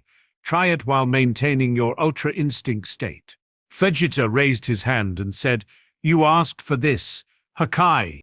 It looked like something made impact with the dense aura of destruction surrounding the cat, but it didn't even so much as make Beerus flinch. Impressive. For a novice, he commented as he appeared next to Vegeta, but you lack true understanding of what it means to be a destroyer. Verglas thought, emotion and will. Give in to destruction, become the personification of a destroyer. Vegeta recalled Kibo's words about understanding the law of certain types of energy. He then suddenly had a realization: to embody destruction, one must throw away all unnecessary thoughts. He had to rid himself of everything but the will to destroy. He closed his eyes and looked deep within him. The primal urge of an Uzaru, the sheer instincts of his Saiyan heritage, and one singular thought: destroy everything. A powerful beam of light ignited within Vegeta's body as he sensed something he hadn't really been able to before. The laws of certain types of kicks. Within the Saiyan's body, that dark and endless source of destruction appeared like a flickering candle. Vegeta raced to capture it and learn from it before minutes passed, hours passed, and then it happened. Black and purple ki erupted from Vegeta, sending out shockwaves across the entire training grounds. It was so powerful that it caused the earth to shake, even though it was in a separate reality. Vegeta's body bulked up slightly, his brows became like that of a Super Saiyan 3, and his hair had turned dark purple. Vegeta looked at his hands with surprise before he saw Beerus slack-jawed at his evolution. The purple cat then smiled. "Well, it appears that you aren't completely useless. What should I call this form if it's the opposite? No, it's not completely opposite of Ultra Instinct. The opposite of instinct, ego. Ultra ego is what I'll call this form," Vegeta commented as he flexed his fingers into a grip. His blood was screaming at him for the fight, the foe in front of him. Every fiber of his body was focused on destroying the god of destruction. Vegeta flashed forward and tried to punch Beerus. However, when they clashed fists, the realm shook and cracked around them. Beerus smirked as he slugged Vegeta in the gut, fully expecting that to be enough to take him down, but when the Saiyan grabbed his wrist and glared at the god, he realized that it was far from over. "I see. I think I get it." Vegeta jumped while holding on to the god's arm before kicked Beerus in the neck. The cat god was sent flying a few feet away. Vegeta leapt forward and tried to hit a couple times. However, the god raised his hand and caught the Saiyan King's fist. "I'm impressed. You managed to—" Vegeta ignored the cat and swung out with his other fist. Beerus caught that one, but Vegeta didn't slow down. The Saiyan's feet was raised between them, and he hit the feline deity under the chin with the heels of his boots. Beerus's face shot up and he grinned before saying, "Okay, let's do this as gods of destruction." A fierce headbutt to his skull. Vegeta felt like his neck was cracking before a surge of intense energy rose from within him. Gritting his teeth, he spun his fist with a fierce uppercut and cracked his knuckles against Beerus's face. The god of destruction laughed as he suddenly hit Vegeta in the stomach with a powerful kick and flew after his body. He hit the Saiyan several times, a punch to the face, a few kicks to his ribs, and ended it with a spinning heel kick to his ribs. Vegeta's continued to grow rapidly, far faster than any of his other transformation. He could feel his desire for destruction fueling the spark of destructive ki within him. The two clashed again as the power of destruction eroded everything around them. Vegeta hit him with an elbow to the stomach before Beerus kicked him into the air. Letting out a final flash, the wave of energy soared toward his target while the god of destruction flew straight into it and out the other side before slugging the Saiyan onto the ground. Ultra Ego Vegeta flew back up and rammed his head into Beerus's stomach.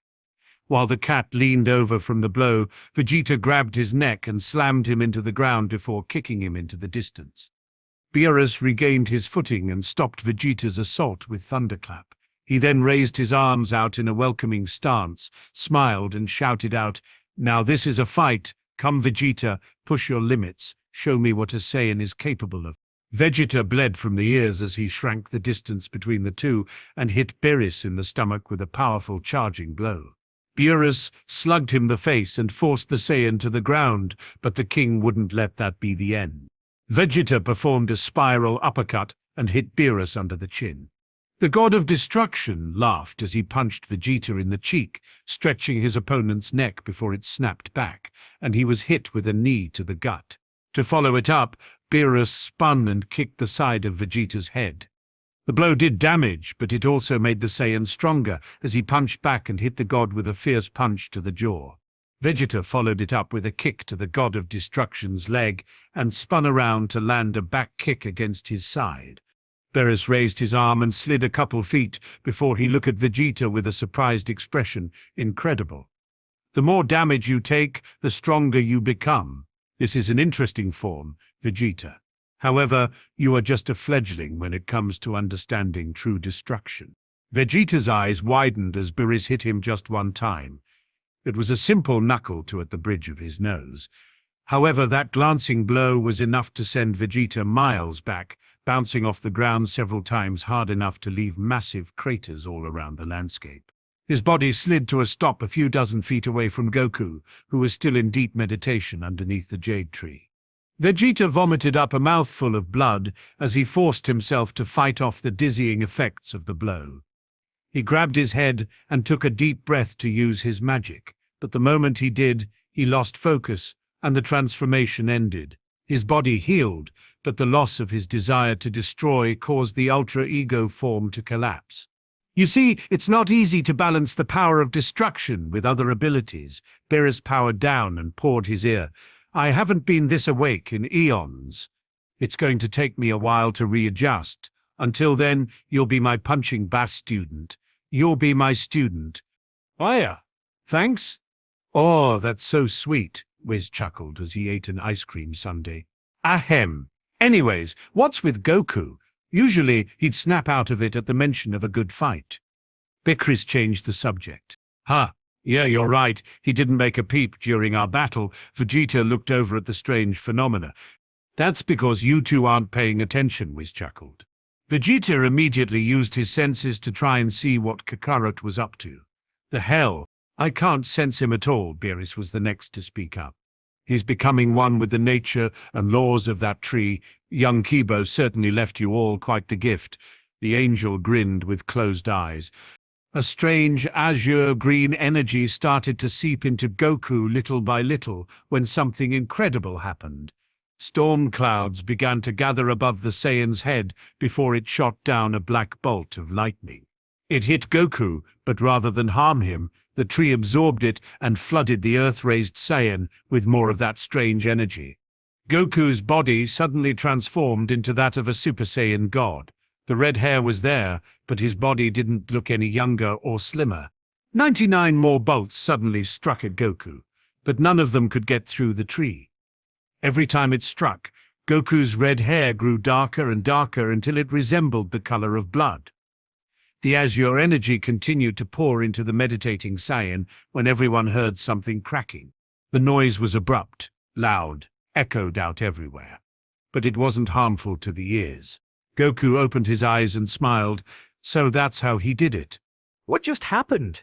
Why did you all know the divine key feels different? That's because young Goku has just become an immortal being. Not since the first guardian god of Earth that appeared roughly 10,000 years ago has there been someone that actually managed to become an immortal through training. The last to do so was Siddhartha Gautama. However, these days he goes by the Lord Buddha. Beerus shivered. I hate that guy.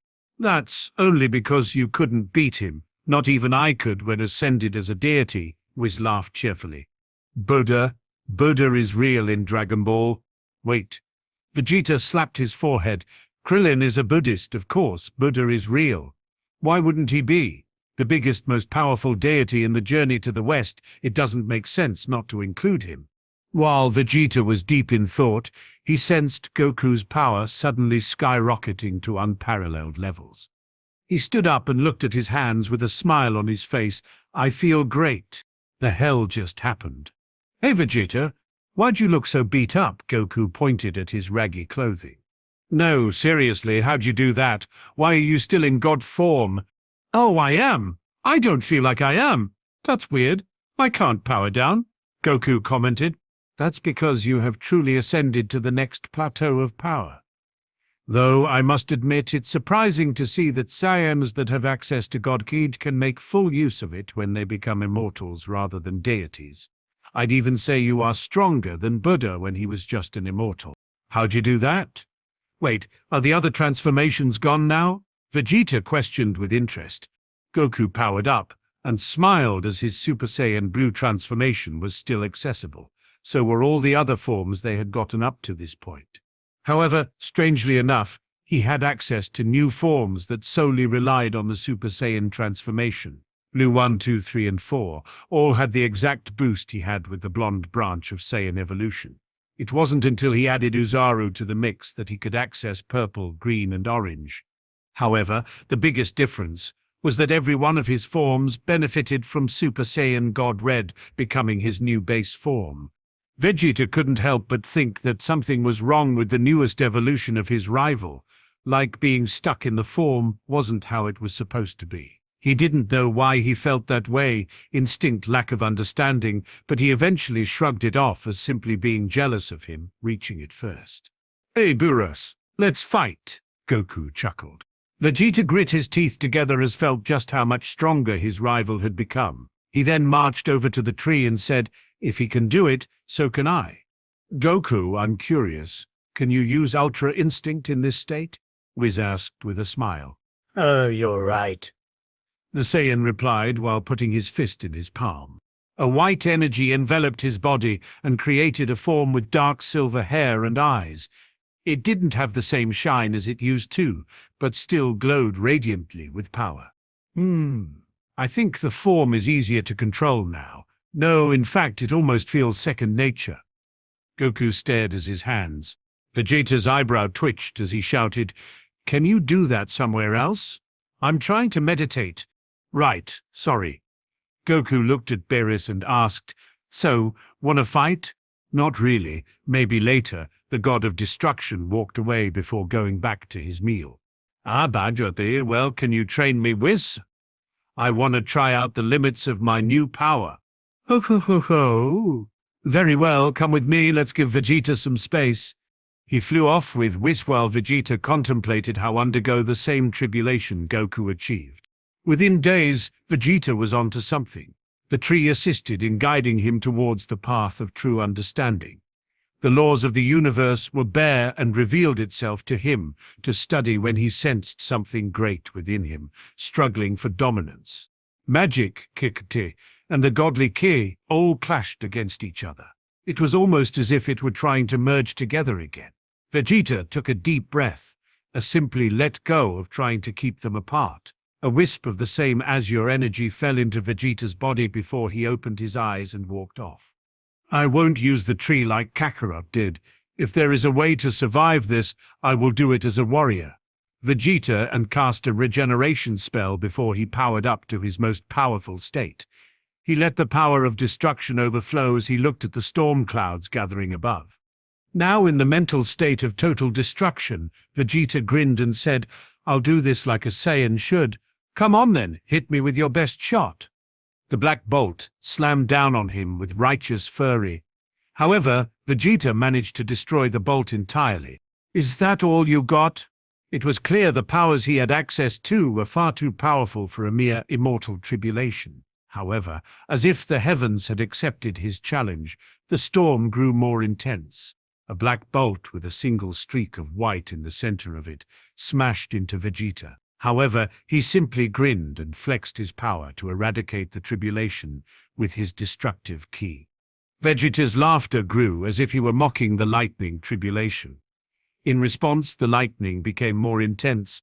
It continued to smash down on him, and for the first 50 bolts, they didn't so much as scratch his chin. Yet for some reason, that was probably Vegeta's fault. A new color was added to the lightning bolt, making it white, gold, and black. It hit his body and tore into his flesh. However, Vegeta just laughed and let his regeneration magic heal the damage. In turn, his power began to grow stronger as well. The power of destruction and creation surged within Vegeta before he suddenly came to an understanding of his own power. Destroy and create. I was missing the middle ground. Destroy, balance, and create. Suddenly, all remaining 50 bolts slammed into Vegeta at the same time. The force was enough to cause him to fall to his knees, but as he grew strong enough to overcome the tribulation, he shouted and extended his arms outward, making a massive shockwave that kicked up the dust around him. When the smokescreen faded, Vegeta had the same blood-red hair as Goku and the same boost to his powers. In fact, his new divine origin ki was even more stable than his rivals. Vegeta grinned as he flexed his new power and said, "I bet I would have beaten Kibo if I had this kind of power back then. Who knew that there were tribulations in Dragon Ball? Wait, is that what the lightning thing was about on the anime version?" He recalled the black bolt of lightning that struck Goku during the Tournament of Power arc. Vegeta shook his head and made sure to head off in order to inform the rest of the group about immortal tribulations, and decided to use the Dragon Balls in order to get more information about it. He didn't summon Shenron, but let Krillin do it instead, since he wanted to test out his new powers. Ultra Ego and Ultra Instinct now had a completely different feel to them. Other than the darker hair color, his SS3-like facial appearance was lost when he used Ultra Ego. He still had purple hair, his feral and yellow-colored eyes, but his eyebrows were intact, and the strain on his body was practically non-existent. Vegeta traded blows with Goku. The two tried tirelessly to combine the two forms of Ultra Ego and Instinct, but every attempt resulted in failure. The closest they came was switching forms for offense and defense. Whenever they attacked, they used Ultra Ego. Whenever they needed to dodge, they used Ultra Instinct. As the two battled harder than they ever had in their life, Beerus and Whis watched on in interest. A strange compromise. It's not true balance, but by switching off like that, they can find some semblance of middle ground. The Angle commented with a cheerful smile. "They may have evolved, but they're still just pups learning to crawl to me." Beerus crossed his arms and leaned against his lounge chair. The two warriors then clashed in their perfected Ultra Ego form and caused the area around them to shake. Thanks to their evolution, the timeless training grounds grown stronger to keep up with them. Even at their peak, it was barely enough to shake the space within the massive terrain. While they beat the ever-living shit out of each other, their powers continued to evolve and grow at a rapid pace. They healed and started the cycle over and over again until Beerus threw an empty Hue-Tap soda can at them. "Will you two knock it off already? You've been fighting for 2 years now." The god of destruction growled with an annoyed expression. "What?" Vegeta lifted a brow as he looked down at them. "Really? I feel like we were just getting started." Goku rubbed the back of his head. "You're immortals now, so you should expect this to be the normal. In fact, you aren't anywhere near the record. There were once 2 gods of destruction that fought for thousands of years." Whis informed, "My energy feels almost limitless. Not to mention the realm we're in is constantly restoring our stamina."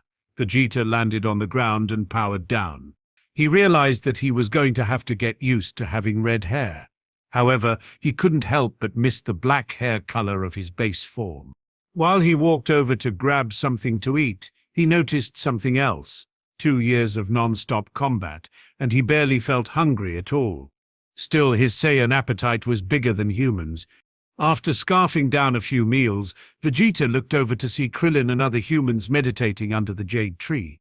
With the techniques Shenron provided, the group was well on their way to achieving their own form of immortal ascension. Surprisingly, Krillin was the first person to become an immortal due to him returning to his roots. With the teaching of Shaolin, connecting with Buddhist techniques was rather easy for him. In fact, Whis took interest in him in particular when Krillin showed he had talent for inheriting Gotama's methods.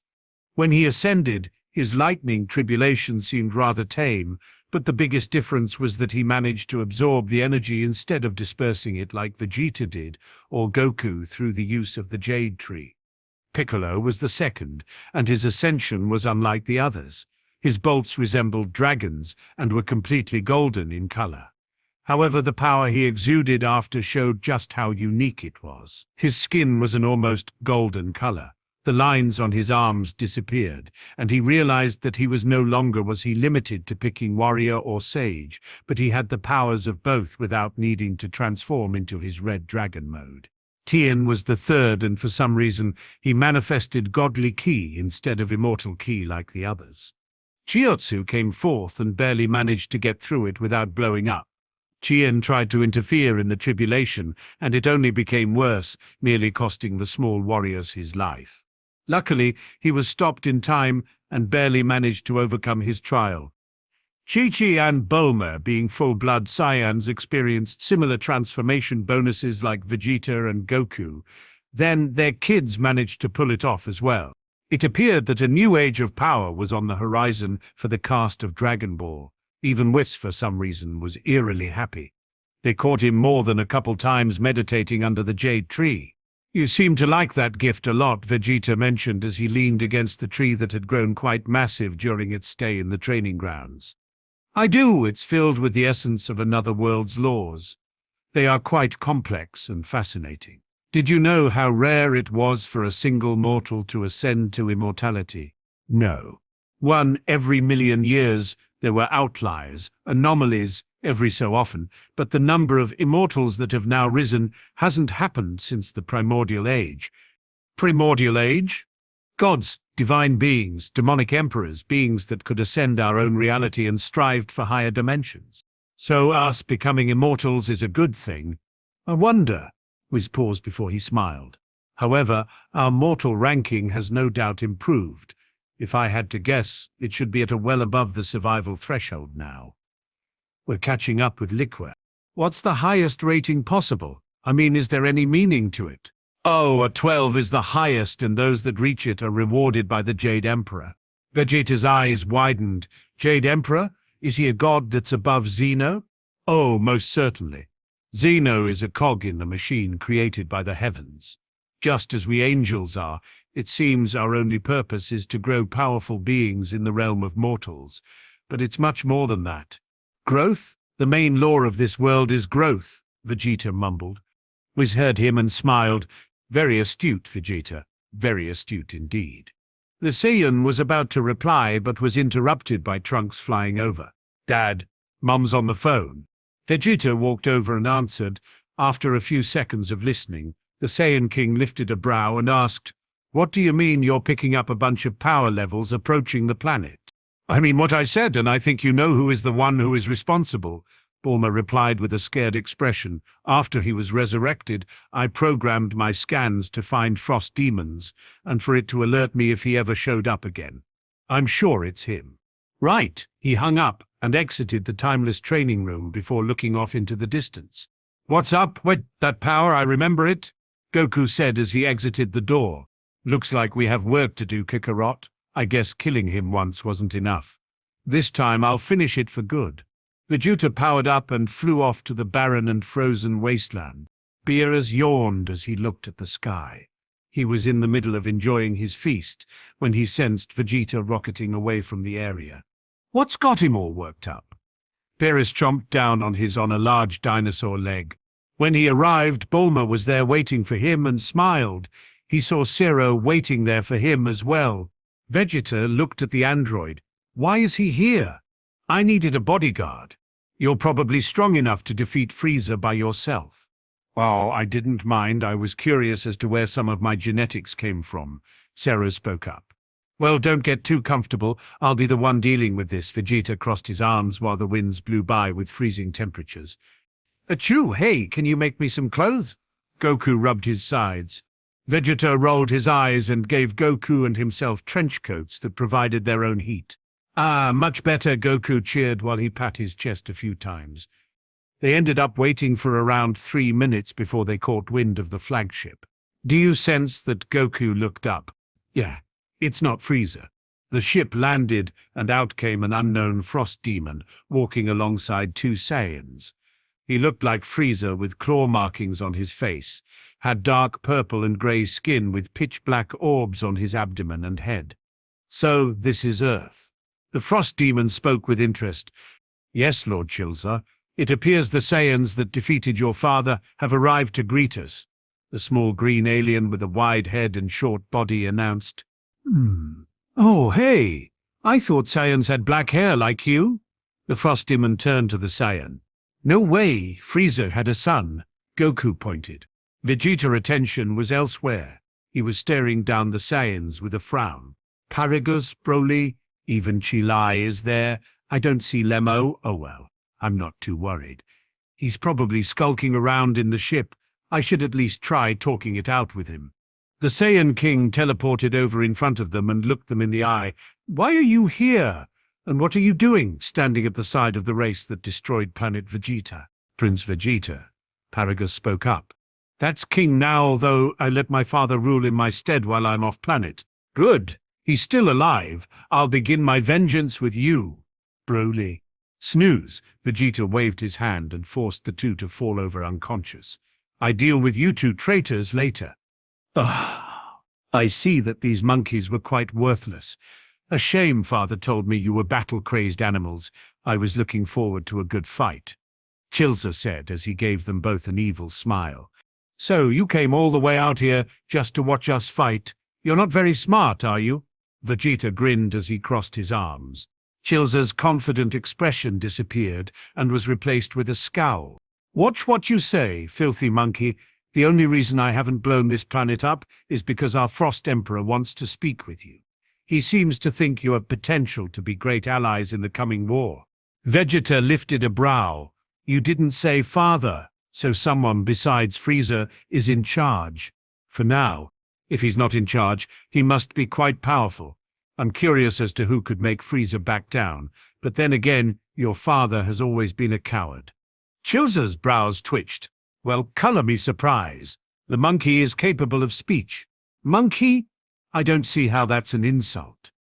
After all, we're always the first to reach the top of the food chain in the worlds we live on, though I can't say the same about a bunch of slimy lizards crawling on the ground. Why you? The frost demon's ki rapidly began to rise. Lord Chilza, you need to stay calm. The intense power seeping from Frieza's child stopped and he closed his eyes before taking a deep breath. He then looked at Broly and smiled. I didn't come here to fight. No, that's why I brought him. Chilza brought out a handheld device and let out a devilishly wicked grin. Chilai patted herself down with a confused expression, seconds before the frost demon hit the button. A current of lightning erupted around Broly's neck as his eyes snapped open and he screamed in pain. Saiyan, kill your father's enemy, Chilza commanded. Vegeta! Broly yelled as he charged towards the Saiyan King. Vegeta flew back and smiled as he dodged the legendary Saiyan's blows with ease. Goku's eyes sparkled as he watched Broly access the Ikari form and how much his abilities were boosted. Whoa, this guy has potential, Beerus said as he landed beside Bulma. I see, he's a mutant like that Saiyan woman that was Tournament of Power, Whis added. Yeah, he's got brute force, but his form is lacking, Zero commented. Vegeta grabbed Broly's fist and stopped his movements with ease. Hey, we don't have to do this. I can sense that you don't want this. Broly paused before Chilza shouted, if you don't fight, I'll hit this switch again. Vegeta grabbed the shock collar and ripped it off before saying, that man you're working with, his father destroyed the planet we were born on. While not his intention, my father saved your life by sending you off planet. I understand it doesn't make things right, but you have to give him a chance just like how I'm giving one to you and Verglas. Chilza looked bored before he suddenly picked up Broly's father and extended his finger. A burst of energy shot from the fingertip and maintained its form. As he held a beam blade to his neck, the Frost Demon looked at Broly. Maybe I didn't make myself clear. You are to fight that monkey to the death for my entertainment. If you don't, I'll kill your father right here and now. Broly clenched his fists as he looked back at the Saiyan King and charged at him. Vegeta sighed as he moved so quickly that he faded from Broly's sight. Before the legendary giant could realize where he had gone, the Saiyan King reappeared behind him and kicked his neck. Broly was sent flying into a giant ice mountain that shattered like glass. Cool off in there, I'll deal with this lizard. Vegeta was about to teleport his father away from Chilza when the mountain suddenly exploded.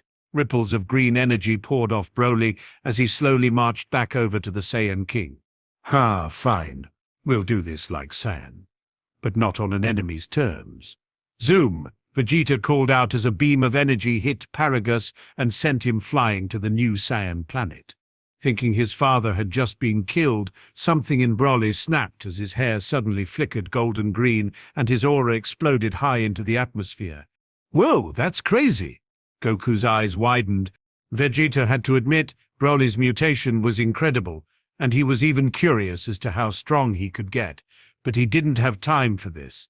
In fact, he was thinking ahead as he looked to the Frost Demon and decided on his next course of action. Vegeta transformed into Super Saiyan 4 and moved close to Broly before hitting him just once in a certain pressure point. Snooze. Once again, the giant fell face forward and disappointed Chilza. While the demonic lizard groaned about how quickly things ended, Vegeta over and stood in front of him as he waved his finger. Zoom! Broly's Chilai and Lemo were suddenly transported to Salada while the Saiyan King crossed his arms and asked, "So you're done here, right?" The Frost Demon let out a snide click of his teeth before saying, "You think you're so smart, but I am allowed to fight you on the condition you refuse to join Verglas' cause. I think I should hear him out first. Tell you what, we'll travel to your shitty little frozen rock and meet with this so-called emperor of yours. Who knows, if I like what I hear, I may end up squashing this bad blood between our races." Goku put his fingers to his forehead when Bulma asked, "Where are you going?" "I'ma go find that Broly fella. I want to fight him." "You can wait, you moron," Vegeta slapped him in the back of the head. "But the Frost Demons just don't seem that strong anymore, and the potential Broly has, wow, I mean even you want to fight him too, right?" "I do, but I want it to be on better terms. It's why I sent them to Salada. Broly has issues that we need time to work through. He's not a normal Saiyan." "Fine, but we're bringing Gohan with us too. He's been slacking ever since he became a father." Goku crossed his arms. "Why not Goten and Trunks? They managed to become immortals." Bulma threw out her capsule and revealed the spaceship they'd be flying in. "I'll call the gang. You staying here?" Vegeta lifted a brow. "Now, I'm not one to miss out on an adventure, but someone has to stay back and make sure you don't muck things up.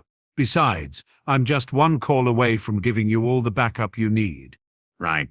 Well, you know what to do, my queen." Vegeta lowered his head with a smirk and kissed her hand. Bulma rolled her eyes at the cheesy line he fed her and grabbed her king to plant one on his lips. Come back safe, yeah? She got on the line, contacting Gohan, Piccolo, Krillin, Goten, and Trunks. It only took them a few minutes to show up with excited expression. We get to chill out in space, Goten cheered. It's not our first time in space. We've gone on missions for the Galactic Patrol before. Trunks replied. Yeah, but never with our dads. I bet we'll get to fight a bunch of strong people finally. So I'd love to go, but you see, Pan has just started walking. You're going and that's final, Vegeta huffed as he crossed his arms. Right, Gohan lowered his head in defeat. Bulma. Have Bardock look after the visitors. Vegeta waved his hand and watched as Zero was the last to board. He then looked to the Frost Demon and said, We'll follow your ship. Chilza growled in frustration as he marched back into his ship and took off. The others followed behind and did as they said. They followed the enemy ship all the way across the Milky Way for 3 days. Eventually, they ended up a large frozen planet with oceans that had powerful currents that kept them from freezing over entirely. It looked like large white blocks roaming around a web of cracks that covered the surface of the planet. So, this is the birth planet of Frieza's kind. Vegeta looked on when he suddenly sensed something that made his blood run cold. Do you feel that? Goku spoke up. It's not Frieza. Who the hell is that? Vegeta gripped his fists. They landed and saw thousands of frost demons with incredible energy that was clearly being held in reserve. They were led into a dining room where a golden frost demon was eating a steak like some noble in ancient times. He had 2 maids at his side and sipped on a glass of red wine before he stared at the 2 Saiyans. Chilza, I see that you've finally returned and you've followed my order rather well. Yes, Lord Verglas, I brought the monkeys, like you asked. Please don't refer to my guest as mere monkeys. Even during the primordial age of this universe, Saiyans were quite useful and talented fighters. Verglas held his hand out. Please take a seat. Vegeta crossed his arms. I'll stand. Thank you very much. The first thing he did when he entered the room was scan the Frost Daemon's surface-level thoughts, and what he found he did not like. Verglas looked a little disappointed as he sighed and said, I understand there is bad blood between our species. However, I'd like you to look past that for the greater good of our futures. Tell me, what do you know of the gods of destruction? Probably more than you, Vegeta replied. Well, then you should know what my purpose for bringing you here. I want you to help me kill them. Why would we do that? Goku scratched his head. Simply put, because they are blights upon our universe. As long as they exist, no one will ever be truly safe. At the mere whims of a mere child, we could all be erased from existence without even being able to voice our opinions. Sorry, we won't help you kill the gods, especially when you know so little about them. Besides, I've never met a frost demon that I could trust. I don't know what your true goal is, but I'm not falling for whatever you're planning. I'll add that have no quarrel with your kind. However, if it's your aim to use my people as fodder, I will have no qualms about destroying you and your entire army. The Saiyans will never be slaves to a frost demon again, not as long as I live. Ah, so this is about my slave, Frieza. Verglas clapped his hands together. A group of men walked in while carrying a chain in their hands. Behind them was Frieza. All of his limbs and neck were chained, even his tail. He was crawling on all fours and looked quite malnourished. Chilza gripped his fists as he looked at his pathetic father slowly being dragged into the room. Vegeta lifted a brow and smirked. He made his way over and gave the frost demon a smug smirk. He knelt down and gently slapped his face a few times while saying, Well, well, well. Now if this doesn't prove karma exists, then nothing will. Vegeta! Frieza shook as he looked up to see his most hated being in the universe. It appears the shoe's on the other foot. Tell me, Frieza, what does it feel like to be nothing more than a slave? Enslaved by your own kind, no less. Vegeta stomped his foot on Frieza's head and pushed into the ground. Damn you. Vegeta pushed harder until he heard a cracking noise. I want you to feel this pain and remember every last race you inflicted the same upon. I want to hear you scream. The Saiyan King suddenly transformed into his perfected Ultra Ego form. Verglas jumped from his chair when he saw what was about to happen. He was getting ready to power up to stop him. However, he was too late. Isekai, a bright flash of destructive energy enveloped the frost demon.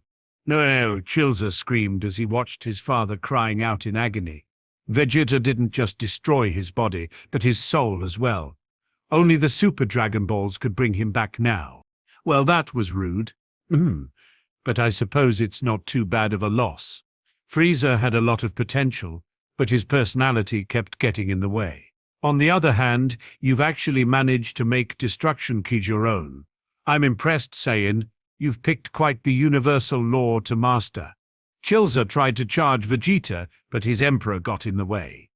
A flash of platinum energy engulfed the area when Verglas placed his hand on the frost demon and shoved him into the ground. While standing on his face, he looked at Vegeta and smiled. I'm sorry about my student. Please forgive him. I mean, after all, he just lost his father. It's funny that you think I'm letting any of you bastards live. Vegeta gripped his fist and raised his hand before stretching out his fingers. It doesn't have to be this way, King Vegeta. We could be allies. The gods are the true enemies of this universe. Surely you understand. Don't call me Shirley, Vegeta smirked as he gave a nod to Goku. Do we really have to do this? I mean, he isn't even trying to attack us? Goku scratched the side of his head. Kakarot, you idiot. If we let them live, then they'll go against Lord Zeno. You've seen how he acts. You don't think he'll wipe us all out if he learns of a rebellion?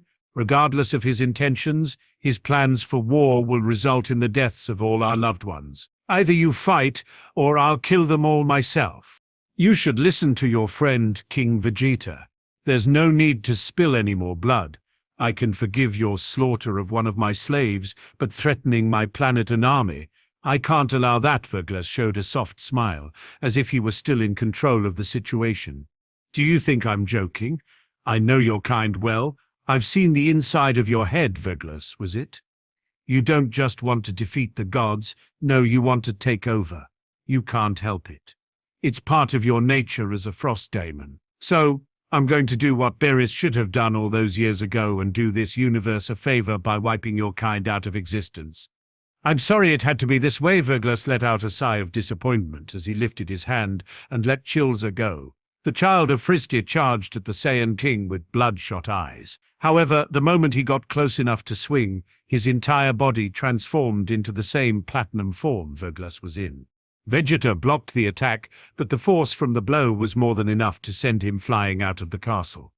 As they soared through the air, Vegeta kept a confident expression on his face. The frost demon punched out with all his strength and caused the air around them to crack. The Saiyan didn't back down. With all of his power, he punched back and met his fist with the son of Frieza. You bastard! Chilza shouted as he tried to overpower the Saiyan King. Vegeta smirked as he pushed back and easily overcame the power struggle. His fist bent the frost demon's arm in before he slugged him across the face, sending Chilza hurling to the ground. He chased after his target and hit him 3 more times with powerful punches that created a massive crater, sending up billowing bunches of dust that shot into the planet's upper atmosphere. Verglas watched the fight with an interested expression when there was suddenly a new white aura that erupted from the crater. Chilza blew away the dust while revealing a diamond-colored form. I'll kill you, you damn monkey! Vegeta whistled at the power coming off of him. However, he still carried an air of superiority and confidence. Chilza shot up like a beam of light and punched out with everything he had.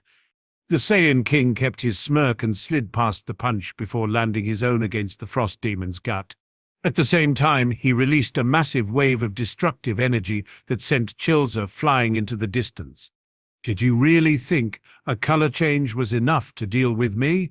Vegeta shouted as he shot forward and kicked his opponent against the side of his head. He then teleported to the other side of his body and kicked his head again. Vegeta then followed up with a front flip kick to the top of his skull that sent the frost demon flying back down to the ground. Chilza crashed next to Verglas while the power of destruction around Vegeta continued to grow more powerful by the second. The Frost Demon Emperor sighed as he kicked the unconscious Chilza to the side and started floating into the air. Verglas was fully expecting Vegeta to challenge him. However, the Saiyan King disappeared and reappeared next to Chilza. Hakai. When the sphere of destruction was seconds away from destroying the son of Frieza, Verglas suddenly appeared next to Vegeta and kicked him away. A pure black aura surrounded the Frost Demon's body as a vein throbbed on his forehead. Very well, I can see that you don't wish to talk this out. Vegeta backflipped and landed safely as he stared down his opponent. Gold, diamond, platinum, and now black?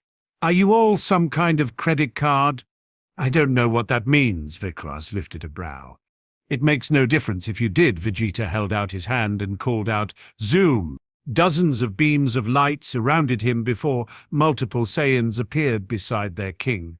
Bardock, Raditz, King Vegeta, Toppo, Nappa, the Super Saiyan God Assault Squad, all top 100 of his planet's strongest people, bowed to Vegeta before his father questioned, "What have we been summoned for?"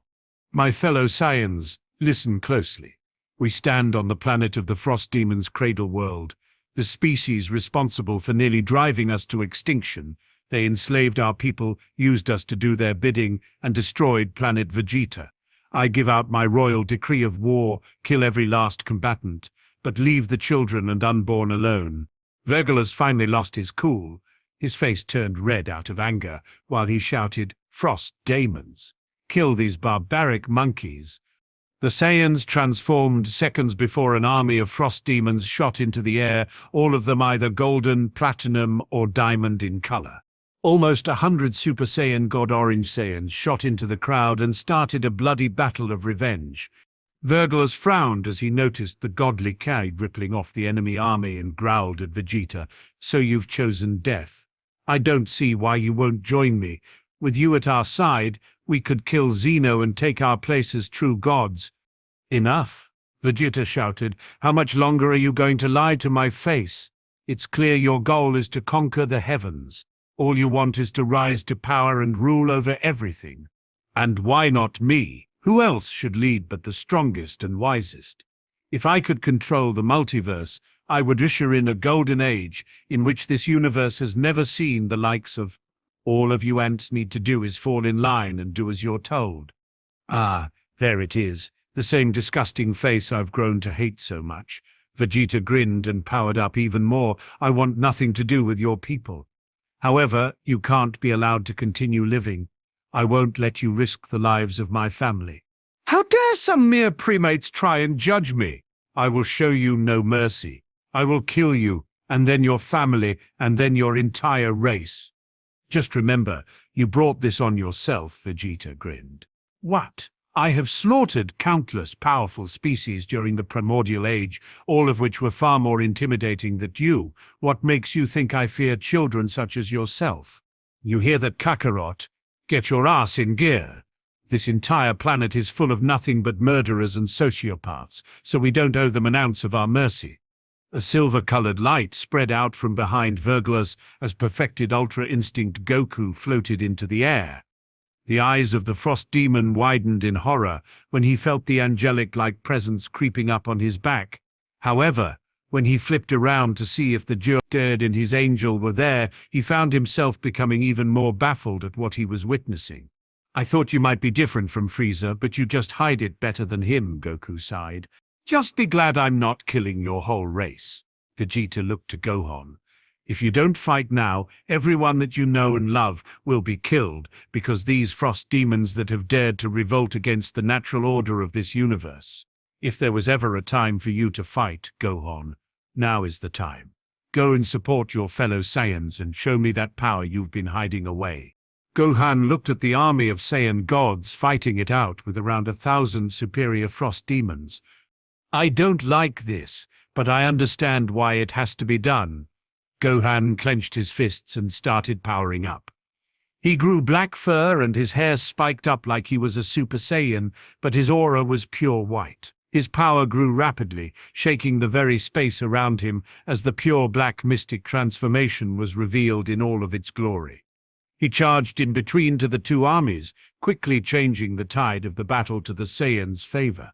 Goku looked surprised. He had no clue that Gohan had gone to the Supreme Kai's world and got his potential unlocked. This new form even gave Verglas the shivers.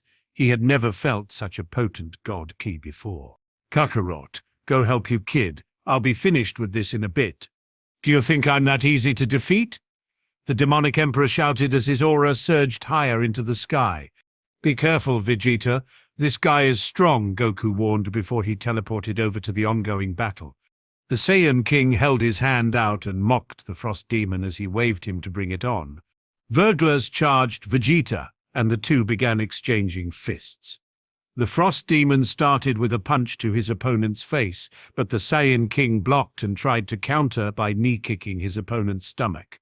The Emperor moved quickly and countered by flying higher and landing a kick against Vegeta's neck. However, when it hit, he felt like he's just hit something even harder than Kachi in steel. Vegeta grinned as his entire body glowed with a metallic black luster. He then grabbed Verglas's leg and flew to the ground, carrying the whole way until he smashed him through the planet. You better quit holding back if you don't want a pathetic death. Shut up, shut up, shut up, shut up, the Frost Emperor shouted as he powered up even more. He broke free of Vegeta's grasp and punched at his head once more while surrounding his fist in a powerful black kick. Vegeta dodged it barely and felt blood trickle down his cheek, but he countered by smashing his fist into the Frost Demon's face. Verglas yelled as he pushed his limits to the peak of his black form and started attack with like ferocious animal. Claws made of kiss surrounded his fingernails and toes that threatened to chop through Vegeta's body, but the Saiyan King avoided them barely and began exchanging blows as their fists turned into blurs.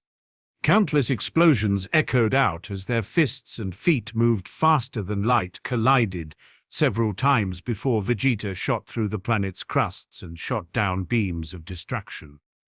At his target, Verglas avoided the beams and kicked Vegeta in the stomach with enough strength that it shattered the very fabric of space. Vegeta coughed up a mouthful of blood while gripping onto the Frost Demon's leg with both hands. He looked up with blood spilling from his mouth and smiled.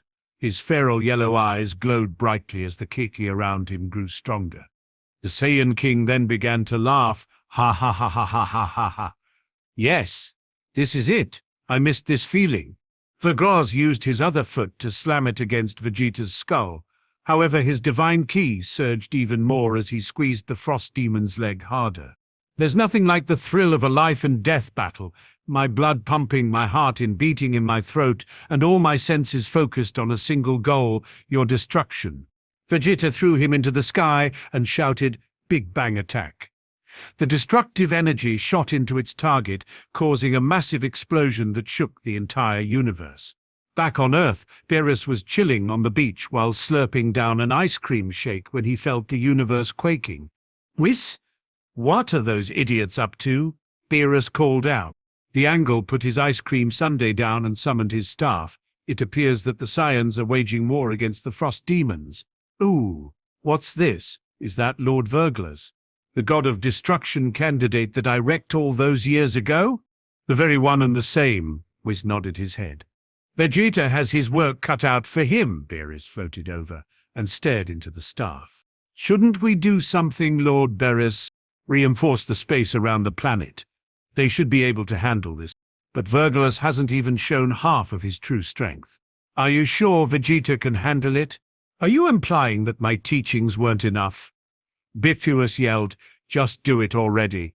All right, Whis stomped his staff against the ground, causing the space around the planet light years away to suddenly become more stable.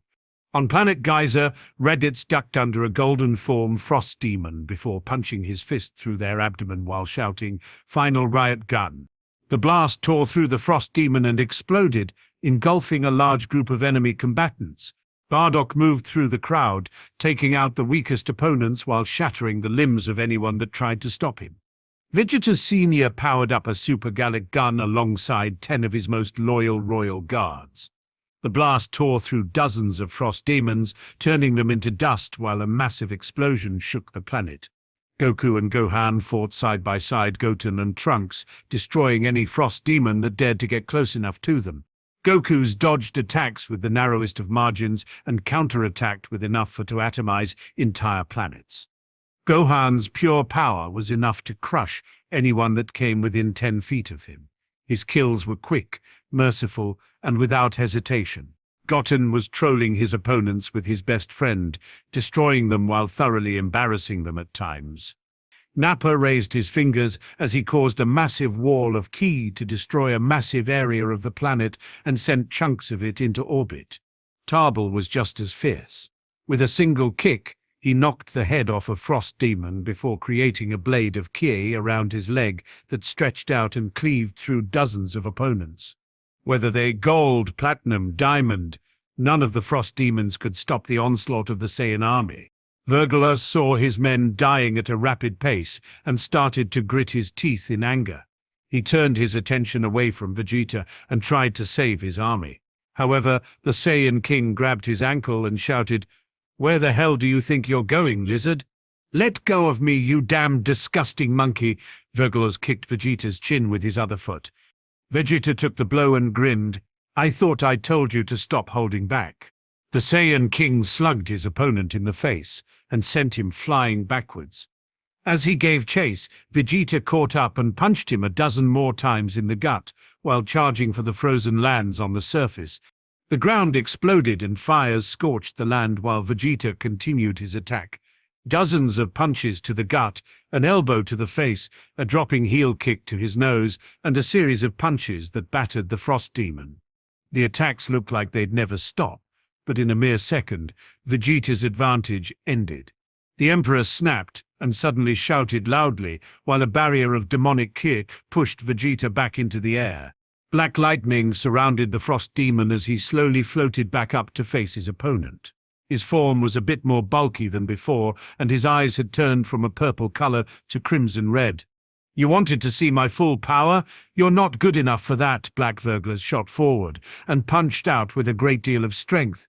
Vegeta raised his arm and blocked. The frost demon's fist not only broke his bone, but it bent his skin inward like a broken pipe. The Saiyan king didn't even so much as grunt as he punched out with his other fist. Verglas dodged and followed up by flying into the Saiyan's guard and knee-kicking Vegeta in his ribs. While his body crunched forward, Vegeta felt the spinning tail slap send him flying down into the ground. Without wasting a second, he shot back into the air and kicked at Verglas's face. The frost demon raised his hand to the side and punched at Vegeta's wrist, bending and breaking the arm before he dashed forward and sank his fist into the Saiyan's gut. Vegeta didn't let that stop him. Regardless of the pain he felt, he pushed forward and head-butted the frost demon right on the bridge of his nose. Verglas grunted before kicking in the kneecap of Vegeta's only healthy leg. "You dirty!" Verglas wrapped his tail around the Saiyan's neck. "Disgusting!" A few dozen punches tore into his body. "Monkey!" A series of kicks ripped into his torso. "How dare you! I will not have my plans ruined by a stupid animal." Verglas pointed a finger at Vegeta before shooting him with dozens of ki beams. After they shot through his torso, the Saiyan king spat out blood before he grinned at his opponent and started laughing. Verglas was starting to think there was something wrong with the Saiyan as he asked, "What is it that you find funny about your situation?" "Thanks for the boost. Full heal." The moment the spell helped his body recover from the beating, the wave of destruction ki Vegeta was producing suddenly multiplied several times over. His fist shot at the frost demon's face at intense speeds. The air cracked and sent a wave of force that was strong enough to destroy several planets before Verglas barely dodged it with a look of surprise on his face. Vegeta then grabbed his opponent's tail before creating a destructive ki beam that cut through the Emperor's flesh with ease. Before he could cut all the way through, Verglas loosened his tail around the king's neck, spun around and kicked Vegeta in the chin. The Saiyan king smirked as he took the attack and punched into Verglas's gut. The Frost Demon Emperor tanked the blow and punched Vegeta with an uppercut. The Saiyan grit his teeth and countered with a hook to his opponent's jaw. The neck of Verglas snapped to the side before he growled and hit back with all of his strength. However, Vegeta caught his fist and kicked him in the gut. Verglas powered up a blast and hit Vegeta point blank in the face. However, instead of atomizing his head clean off from his shoulders, Vegeta just sustained heavy injuries that quickly healed and made him stronger.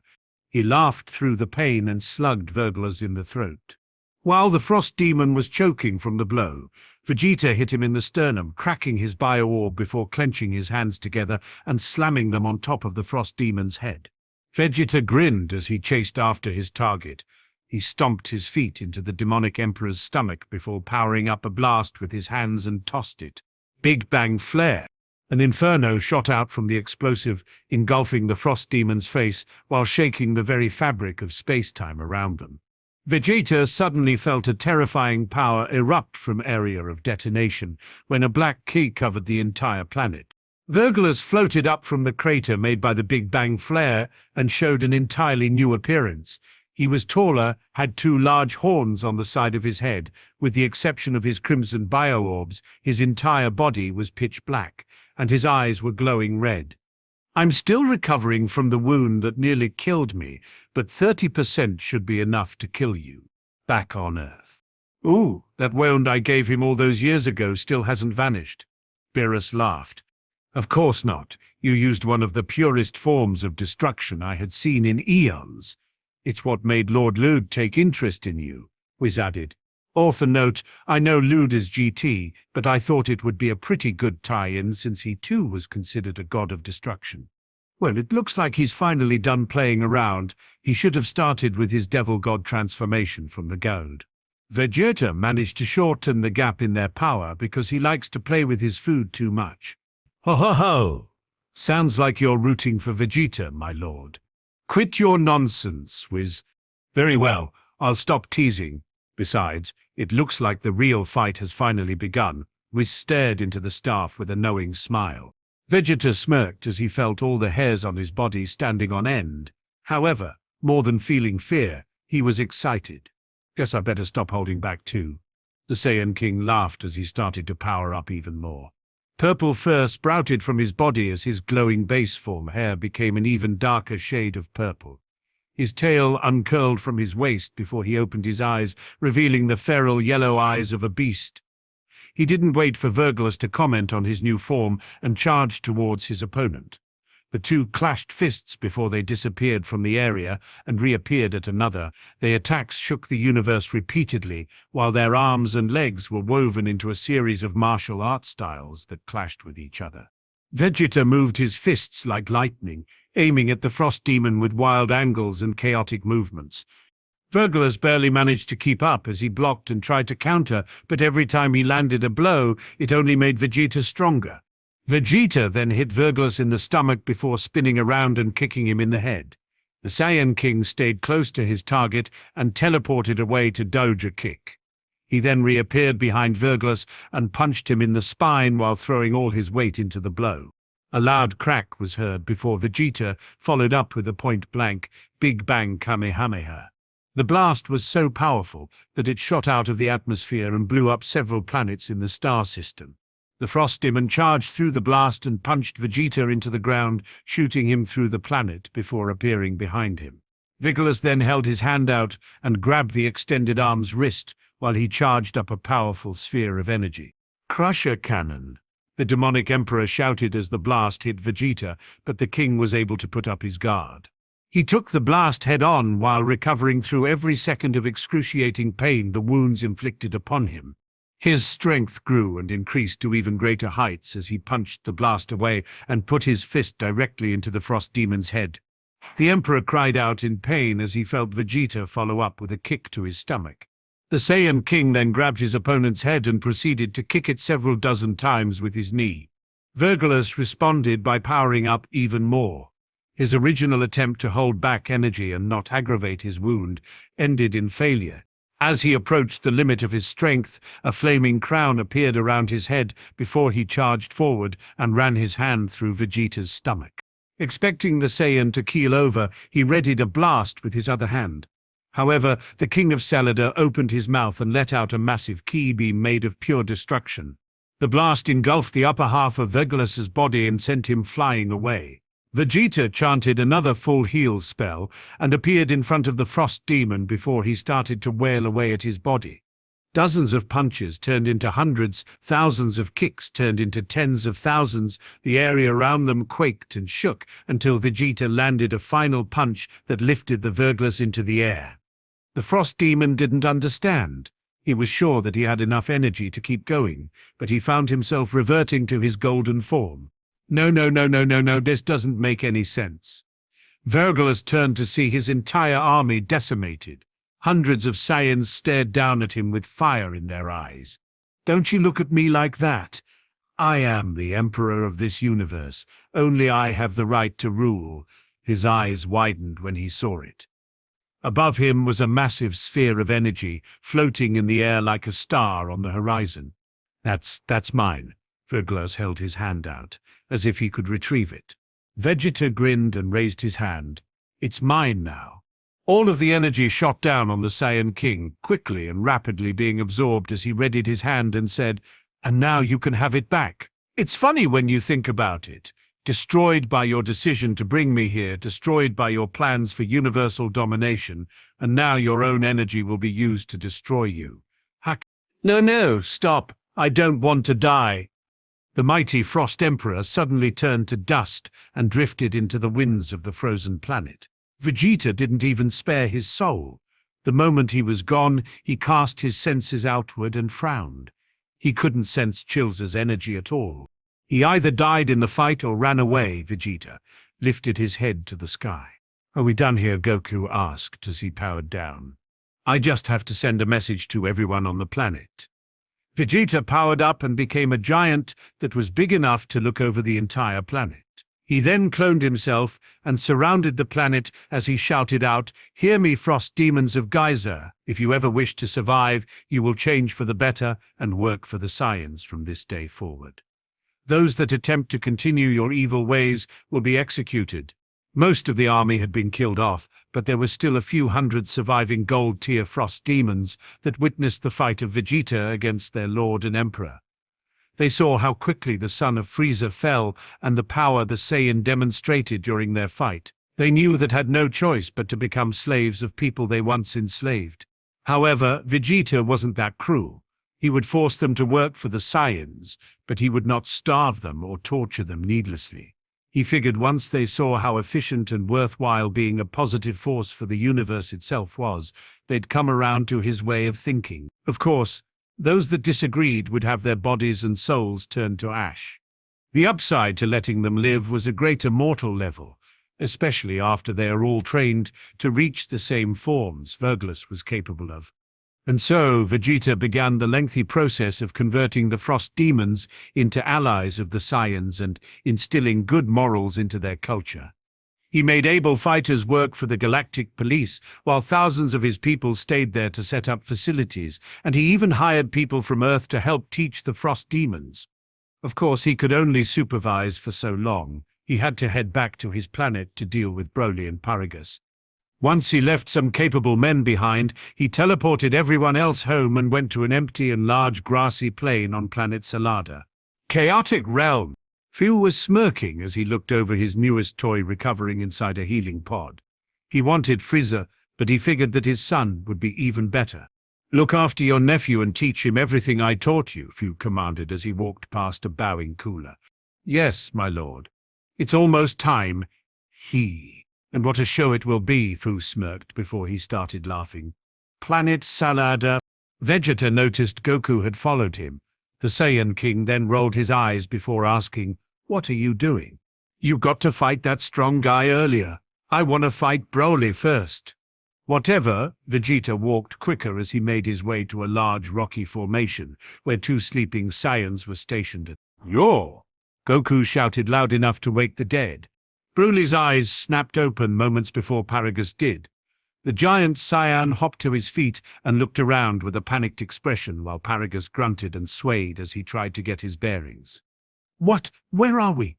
Broly stood in front of his father while Vegeta grunted, "Relax, we're not going to kill him or anything." "Ugh. What happened?" The voice of Chilai rang out as she shook her head from behind Broly. "I think we were teleported somewhere." Lemo scratched the side of his head. "Oh no, it's the guy with the scary face," Chilai cried out as she hid behind Broly's leg. "What do you want from us? Are you going to kill us?" "Vegeta won't do that. He may look scary, but he's not a complete monster." Goku chuckled. "Would you shut up?" Vegeta slapped his rival in the back of the head before saying, "Welcome to the new home planet of the Saiyans, planet Salada. Things have changed since the rule of my father. I became its king, defeated the tyrant who enslaved our people, changed what it meant to be Saiyan, and developed a powerful civilization. Your revenge is pointless.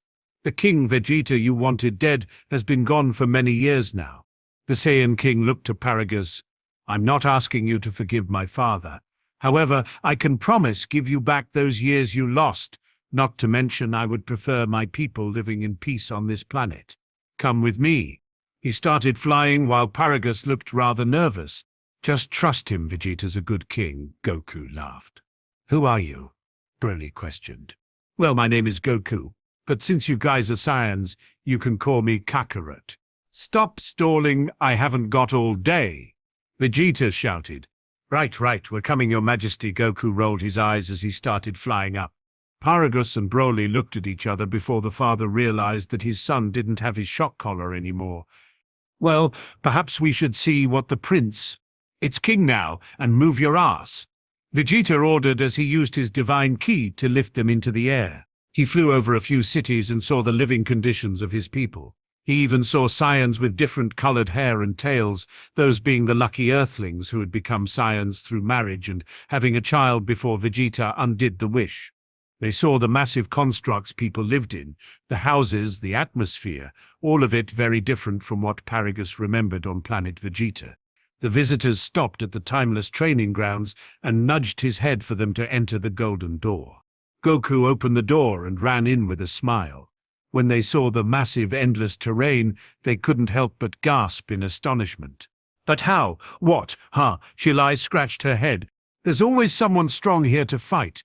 In here we can control the flow of time with the knobs on the outside of the door. It's set 1-to-1 right now, but we can get 100 years of training done in 10 days.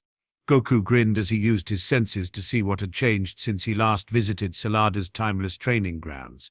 Saiyan kind has used these lands to advance their powers, start clans, raise entire leagues of Super Saiyan gods, and much more. We were once on the brink of extinction, and our numbers were only a mere 100,000 or so. Now, we are millions strong, Vegeta explained as he led them to his castle. He walked inside while Chilai and Lemo kept an eye out for anything worth stealing. However, considering that there were castle guards, they thought it'd be best not to do anything that might end up getting them in trouble. Vegeta moved to his vault and opened the doors to show a room full of books containing the many techniques he's learned and mastered.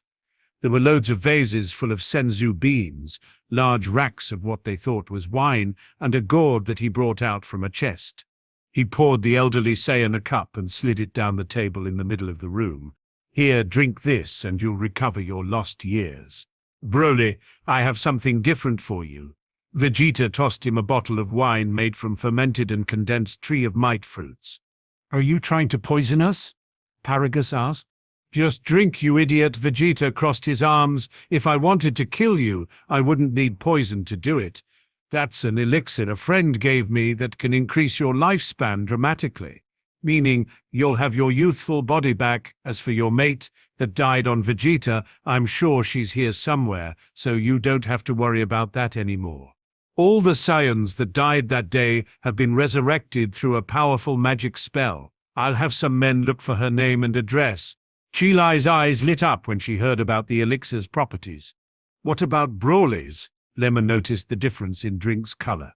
The elixir of immortality was clear and smelled like peach wine, while the other was amber, almost like mead.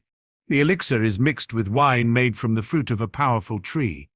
It grants some interesting benefits to our Saiyan genetics, so I'm hoping it can deal with Broly's mutation," Vegeta answered, without missing a beat. Verglas didn't want to drink, but Vegeta used his Ki to force it. When he did, the Saiyan was surprised by the feeling of his power returning alongside his youth. "There, happy?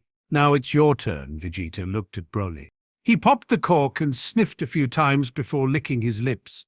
He then tilted his head back and started chugging the contents. "Isn't he drinking too much?" Goku asked with a worried expression. "It's fine," Vegeta smirked. "His genetic potential is downright frightening, so more is probably better."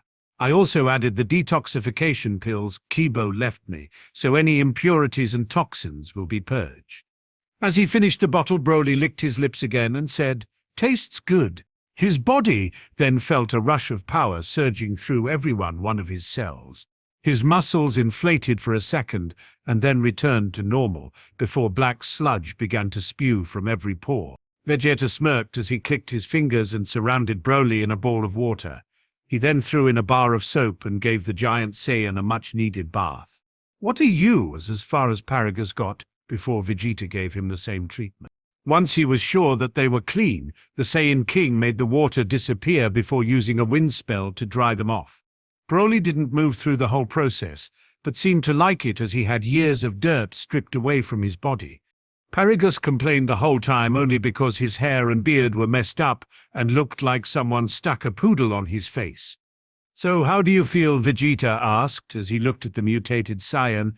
Stronger than I've ever felt before, but calm like something inside me has changed," Broly replied while holding his hand over his chest. "Cool. Should we help him transform too?" Goku asked, still eager for a fight. "Yeah, sure. But first, I want to hear Paragus's answer. Will you forget your revenge and live peacefully, or will I have to resort to other means?" Vegeta looked the father dead center in his eyes. "So, you finally revealed your true intentions," Paragus grit his teeth. "I will not risk the progress my people made by letting a rebellious Saiyan plant seeds of doubt within the land I tilled. If you refuse, I'll send you back to the planet you were exiled to. However, Broly will be staying with us. A man who uses his own child as a mindless weapon is not fit to call himself a father." "You know not." Vegeta cut him off as he held up a finger and said, "1 week. I will give you 1 week to decide." "Very well, Your Highness." Paragus gripped his fists in anger. "Now, to test the limits of your son's strength," Vegeta announced before guided them to a great distance away from his castle.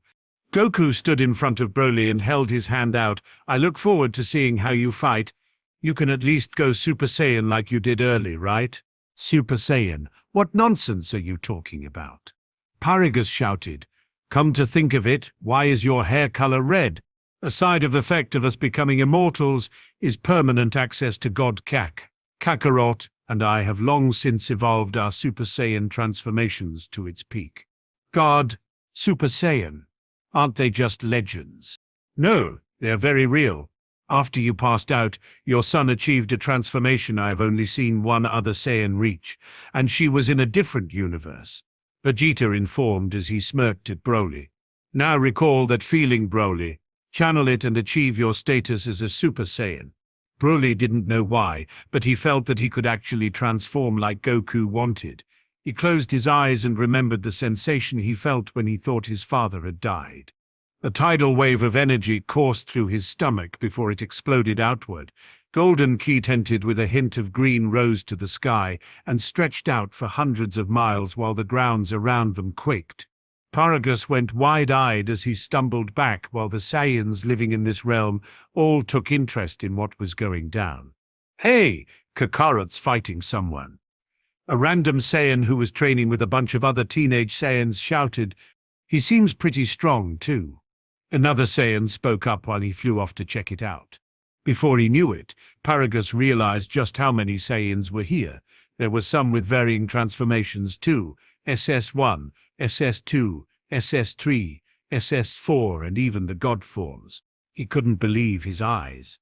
Paragus always considered his son to have the ultimate talent, but now he had to come to terms with the impossible. He had no clue as to how the current king had brought their legends to life. However, he couldn't deny what was in front of him. His son was indeed the Super Saiyan of legend. "Woohoo! Wow! And this is just the first transformation." Goku's eyes sparkled as he got into position. "Isn't he going to transform too?" Lamo asked. "It's not necessary yet," Vegeta replied. "Why does he have to fight at all?" Chielai followed up. "He is a Saiyan. It's in his blood. However, we do not fight just to kill anymore.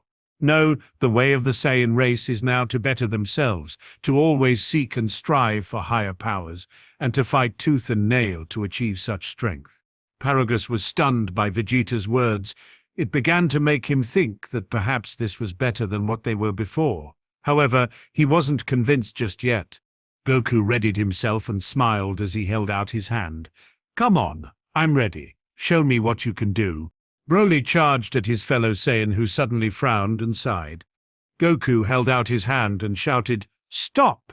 Broly did as he was instructed as his fist stopped mid-swing. "Not like that. You're losing all your power if you throw a punch at that angel. Here, watch my torso. You have to twist your body like this. See?" Broly tilted his head and copied Goku's movements. "Yeah, like that." Goku grinned. "Punch out the way you were about to and then try it my way." Broly nodded his head and punched at the air. Sonic booms erupted from his fist and traveled hundreds of miles before he looked at his knuckles and then tried it. Goku's way. The new punch was dozens of times stronger, causing a bright light to suddenly emit from the legendary Super Saiyan's eyes. "Well, why was it stronger? I guess I have a lot to teach you." "Ah-hi-hi-hi-hi," Goku scratched the side of his head. "I'll leave him to you, Kakarot. I have work to do with the Frost Demons. Since I'm their new ruler, I have to spend a decent amount of time away from the training room." "Cool. Can you speed up the time flow?" "Fine, Paragus. You come with me." "But I didn't ask. Now let's go." Vegeta grunted as he pulled him along.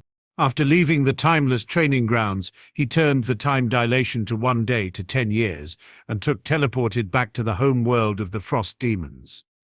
Vegeta took the time to explain what he had in store and what the Saiyans had been up to since they were stranded on that planet for so long.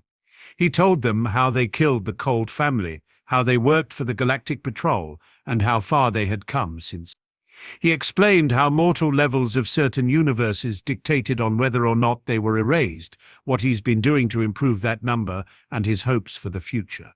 Paragus took it all in and noticed how the Frost Demons stared at Vegeta with fearful expressions. He almost couldn't believe the complete reversal of the situation his people used to be in.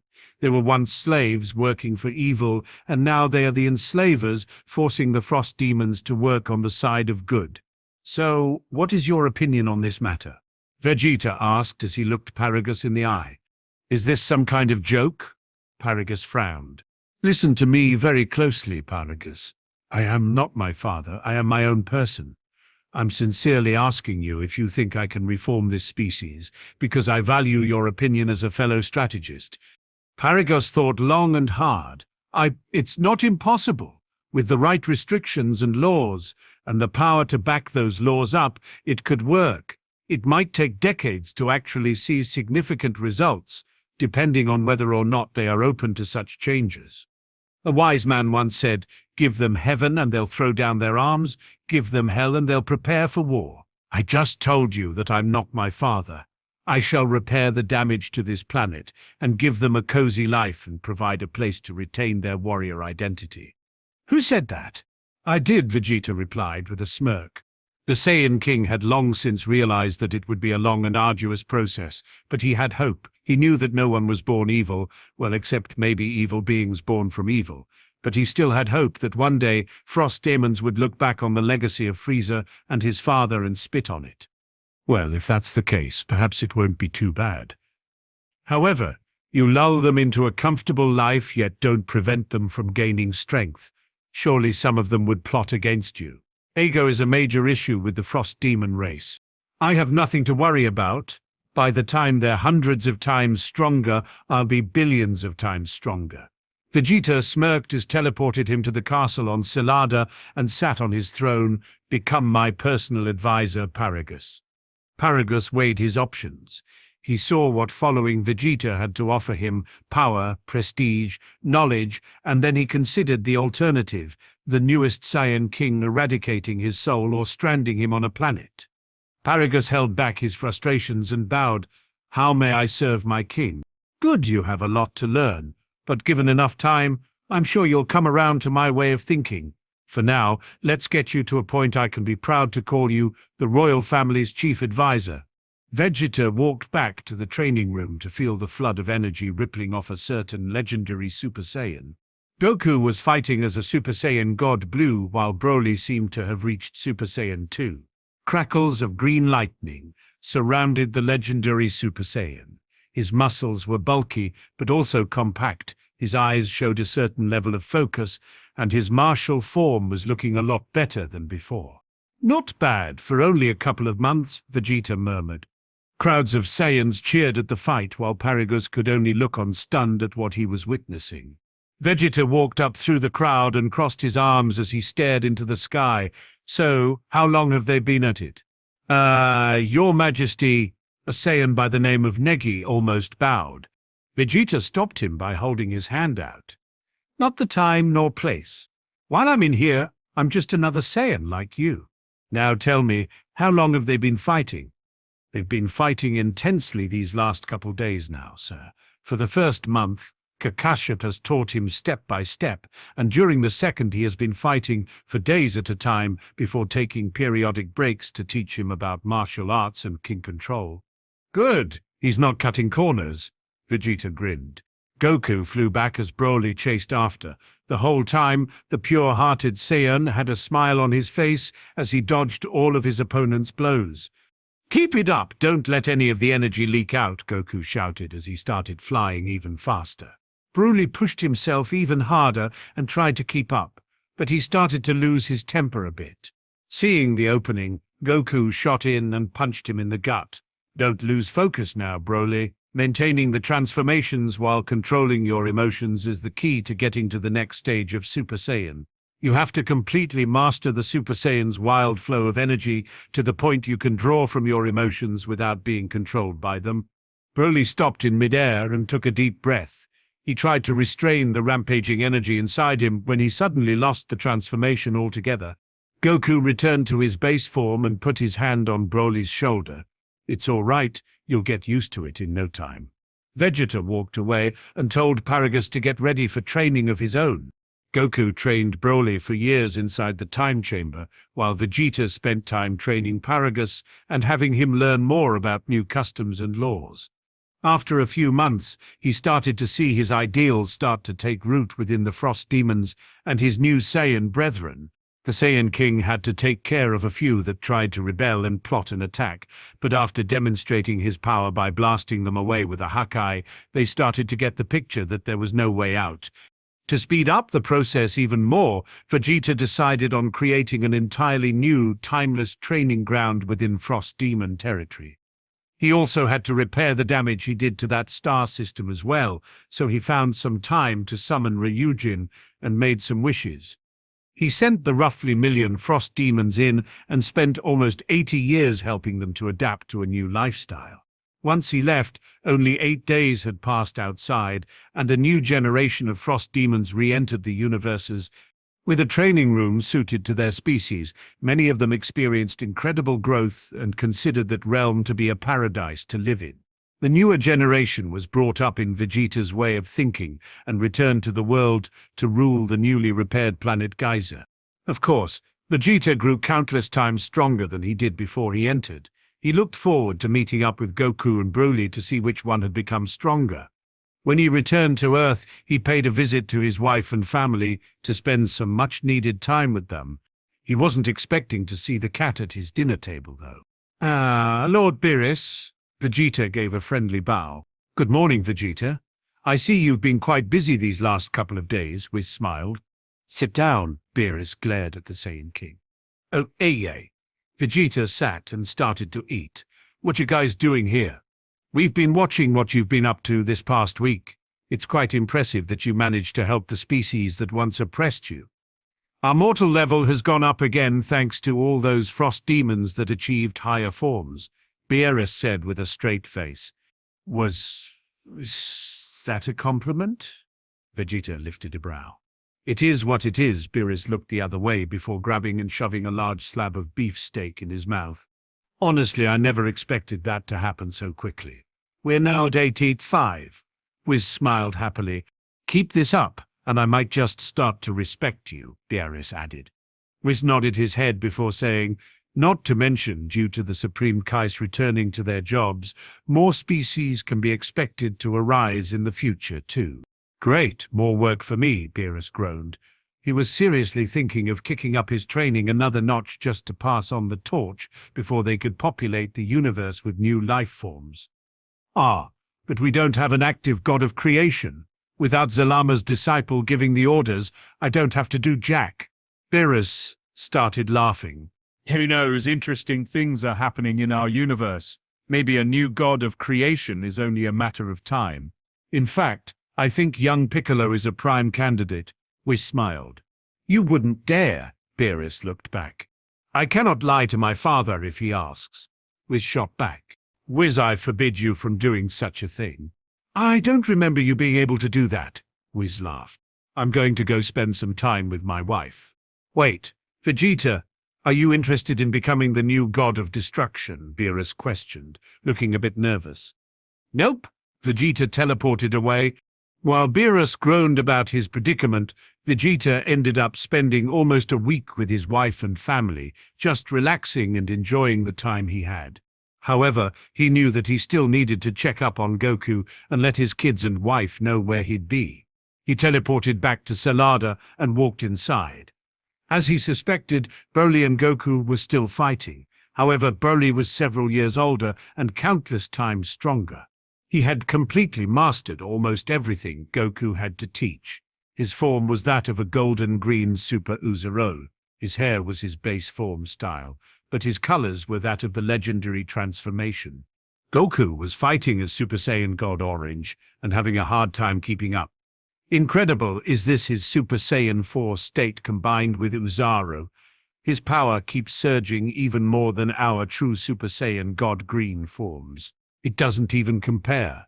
Deuce the rate of his unnatural growth factor multiplied too, when he reaches higher forms. However, as for Kakarot, he has that fool fallen behind. Vegeta powered up, drawing the attention of the two most powerful Saiyans in the area. "Whoa, is that Vegeta?" Goku turned his head, only for Broly to punch him into a mountainside. "Hair!" Vegeta laughed as he teleported over. Are you okay?" Broly asked as he flew over to help the person that he considered to be his martial arts master. Goku pulled himself from the crater and shook his head. "Good one, Broly. Kakarot, what's up with his transformation? Why hasn't he mastered God Ki yet?" "Oh, he can't use Super Saiyan God for some reason. We even tried the ritual," Goku said, while still shaking off that last blow, though it's not like he needs it. Vegeta grinned. "Oh, and how does he fare against your ultra forms?" "Well, not that well, but he's getting there." "Have you tried letting him become an immortal?" the Saiyan King questioned. "Ah, that's a great idea, Vegeta." "What does he mean?" Broly asked. "Well, show you later," Vegeta responded. "How's Paragus doing?" "He can use the godly forms, no problem. I'd say his training is pretty much done. That's why he's been holding up in the library. He's searching for his own pathway forward," Goku answered. "Come on, we're going to Earth's training grounds," Vegeta said as teleported back to the door. Broly powered down, set the room to a 1-to-1 day, and went with the others back to Earth and then to the Jade Tree. Vegeta then waited for Goku to finish instructing him on what to do, and saw the giant lug of a Saiyan sit down cross-legged under the tree. "So, have you gotten any stronger?" Vegeta asked as he saw Goku approaching him. "Lots. Broly is a good training partner," Goku replied as he placed his hands behind his head and relaxed. "What about you?" "Oh, I've gotten much stronger. However, I'm on to something new, a form that will surpass all others." "You too, huh?" Goku grinned with an excited expression. "Care to put your money where your mouth is?" Vegeta cracked his knuckles. "Sure, show me what you've learned." Goku readied his stance. Vegeta crossed his arms and powered up. The realm quaked and shook as streaks of purple and white flowed off his body. Then, with a feral shout, Vegeta unleashed his newest form. His hair was in the style of his basic Super Saiyan, colored mostly purple but had silver-white tips, while his fur was a glowing crimson-red color. However, his eyes almost looked like they were the same color as blood. "I call this Trinity Instinct. It's the combination of Ultra Instinct, Ultra Ego, and my Saiyan nature. I see you had the same idea as me, but our forms came out differently." Goku powered up, revealing an inversed version of Vegeta's transformation. His hair was mostly white with purple tips, his fur was a radiant color of neon red, and his eyes were crystal blue. I just called it perfect instinct, but Trinity is cool too, Goku chuckled. You call yours what you want, I'll call mine what I want. Vegeta smirked. Just to let you know, this form of mine is like adding all my multipliers and Saiyan abilities together and then amping that thousands of times over. Is the same for you? Yep. Goku suddenly charged the king. Vegeta raised his hand and blocked the incoming punch before the two took off in a random direction. Their blows were expertly timed and executed with precision that would make certain gods blush out of jealousy. Goku punched at Vegeta's chin, so Vegeta dodged and tried to trip Goku with a low kick. The pure-hearted Saiyan jumped and did a handstand while kicking at Vegeta's torso. The Saiyan King leaned back, avoiding the blow before spinning around to kick at Goku's ribs. Goku pushed off with his hand and narrowly avoided the kick. He then powered up a Keepia Blast while standing on Vegeta's leg and threw it at his opponent's face. The concentrated Divine Ki charged towards Vegeta, who tilted his head just enough to feel the heat coming from the attack. While he jumped into the air to kick out with his other foot, the Ki beam shot through several dozen mountains and even tore through the fabric of reality. It appeared on Earth and shot out into the vast depths of space before exploding like a supernova light years away from the solar system. What the hell is going on? Beerus yelled as he sensed the space around the origin of the attack rapidly healing itself. It appears Vegeta and Goku are sparing again. They've made such incredible progress in less than a century. That was them? Beerus felt a sweat drop forming on his forehead. Yep, I'd say they've almost caught up with you when you first became a god of destruction, Whis chuckled. Shall we go watch? Of course, Beerus shouted. Whis teleported them over and entered the timeless training grounds. They saw Goku and Vegeta punching and kicking at insane speeds while the realm they were in grew stronger and stronger to compensate for their battle. Every blow showed their martial mastery, every blast was well-timed and used just the right amount of power. Their speed was off the charts, causing the very space around them to combust every time they moved. The two attacked and refused to be hit until a single clash of their fists gave off enough power to create several hundred star systems. Oh-ho-ho! Since this realm is tied to the growth of the Saiyan race, it could end up being even stronger than your planet, Lord Beerus. I don't even have to rewind time in a place like this. With Dragon Balls, Whis, I could wish for the same thing. Beerus looked on at the fight with keen interest. Goku powered up a Kamehameha, while Vegeta hit him with a rapid Gallic gun. Their blast exploded before they appeared in front of each other and went all out. Every punch was blocked with a matching punch, and every kick was blocked with an identical kick. It was like watching someone fight a mirror image of themselves. Vegeta lowered his hand with a chopping motion towards Goku's neck, while Goku blocked it with the opposing hand. The pure-hearted Saiyan knee kicked at Vegeta's gut while Vegeta blocked it with his opposing knee. They then caught each other's hands and started powering up, pushing against each other in a test of strength. The ground cracked around them, mountains of dirt and stone shot up while a crater formed at their feet. The space around them bent and wobbled like a black hole was forming, and then they head-butted each other. A massive explosion erupted from the point of impact. Ki so powerful and long-lasting shot into the skies above and formed stars and physical matter. Countless supernova exploded above the heads of everyone still training in this place. Krillin looked around with a sheer look of awe, hoping that he soon would catch up to his friends. The other 8 fighters did the same, all except Broly, who was still in a deep meditation. Vegeta performed a jump kick towards Goku's chest while the pure-hearted Saiyan grabbed his leg and tossed him around in circles. The Saiyan King quickly rotated before throwing his opponent and launching a beam of energy towards him. Goku created a ki blast in his hand and used it to deflect Vegeta's attack, sending both the beams into the depths of the endless terrain of their training realm. When it detonated into a supernova, the two were once again in close range. Vegeta punched at Goku's face. Goku dodged and kicked at Vegeta's neck. The Saiyan King leaned forward and took the blow while punching Goku in the gut, sending him flying into the distance. Goku shot out a solar flare without even making the pose while teleporting behind Vegeta and drop-kicking his shoulder. The Saiyan King took the blow again, but reached his arm around his back and fired a blast that created a supernova that shot into the sky. Goku took the brunt of the attack, backflipping until he landed a bit away and shot out a spiral Kamehameha towards his opponent. Vegeta smirked and teleported behind Goku and hit him with a point-blank Kamehameha. The massive blast sent Goku flying into the distance. He landed against the ground and hopped back onto his feet while a thin but incredible durable layer of divine ki surrounded his body. His shirt was on fire, but that was no other noticeable damage. Goku tore his shirt off and powered up even more. Several dozen orbs of the Saiyan Immortals teared around his body as he pointed them all towards Vegeta and shot out with them. Kamehameha, 100 spiral formation. The pure-hearted Saiyan's voice was calm as the beams shot out, turning into a giant drill of energy that threatened to end Vegeta's existence. The king didn't back down. With a calm expression, he closed his eyes and roared as a giant muscular avatar of an Uzaru appeared around his body. The roar alone was enough to dissipate the energy from Goku's attack. However, it also created cracks and tears in the space around them. "It's like Armageddon," Tien spoke up. "Incredible," Krillin smiled. "It really is," Yamcha agreed. "Then we shouldn't fall behind too much. If they can learn those techniques, then we can learn them too," Piccolo informed everyone before he thought what needed to be done to take him to the next plateau of power. "Right, we basically have eternity on our side.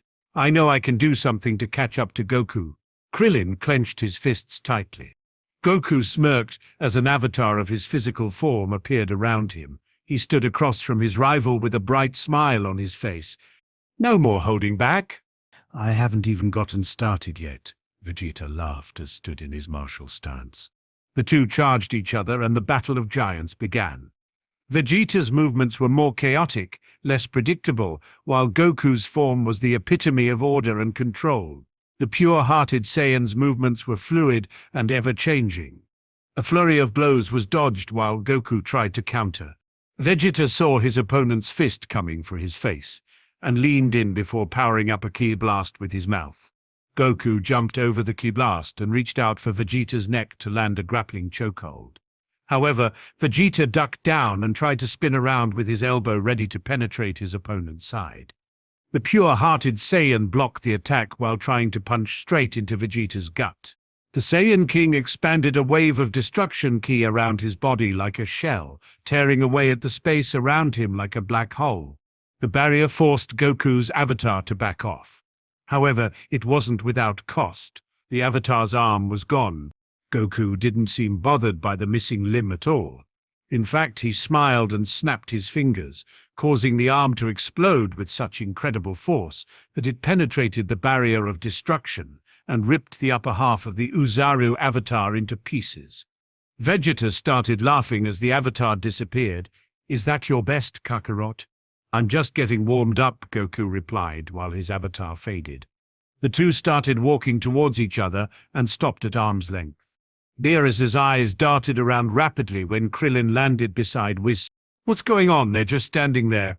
"Oh, they are moving much faster than you can see. Don't look, Krillin." "Feel," was informed. Krillin nodded his head and saw the fight with his mind's eye. Their attacks were faster than light itself, yet their cactus kept their fight from disturbing their surroundings. To those not on their level, they appeared to be staring each other down, but to those that could perceive the battle, it was almost like a dance of various martial arts. Whis smiled happily as he enjoyed the fight. They were close to equal in strength, but he knew what was about to happen. The longer the battle carried on, the more evident it became who the victor would be. Their stance suddenly changed as Goku's face leaned to the side, and Vegeta's fists destroyed the terrain behind the pure-hearted Saiyan's back.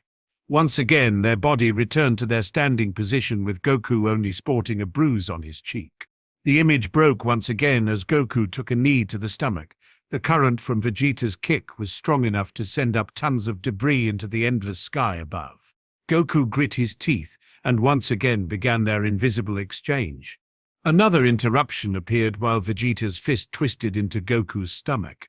It continued for several more hours until Goku suddenly hit Vegeta into the air. It seems Goku's body has finally adjusted and caught up, Whis smiled. The two suddenly fired their most powerful attacks. Giga Drill Kamehameha!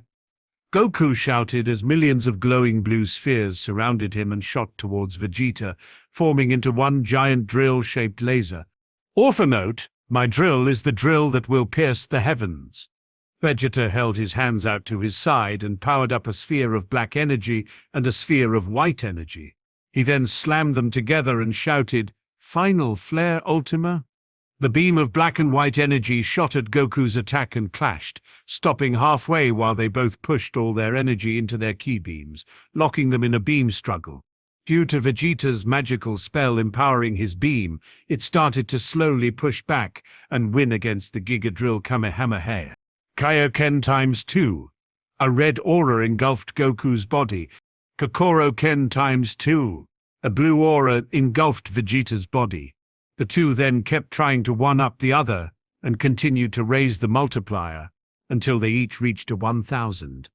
The sheer energy spewing from their beam struggle created countless stars that shot away from the ground at light speed.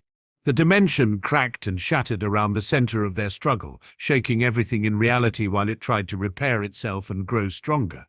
When the timeless training grounds adapted and evolved to stabilize itself, the ki beams exploded. Whis put up a shield to contain the blast, but the force from it rocked the endless realm until it nearly collapsed. When the explosion died down, Vegeta had his fist running through his opponent's chest, while Goku had his fist impaled inside the king's stomach. The two then backed off and healed while growing even stronger in the process. Then something happened that made the Z fighters' jaw drop.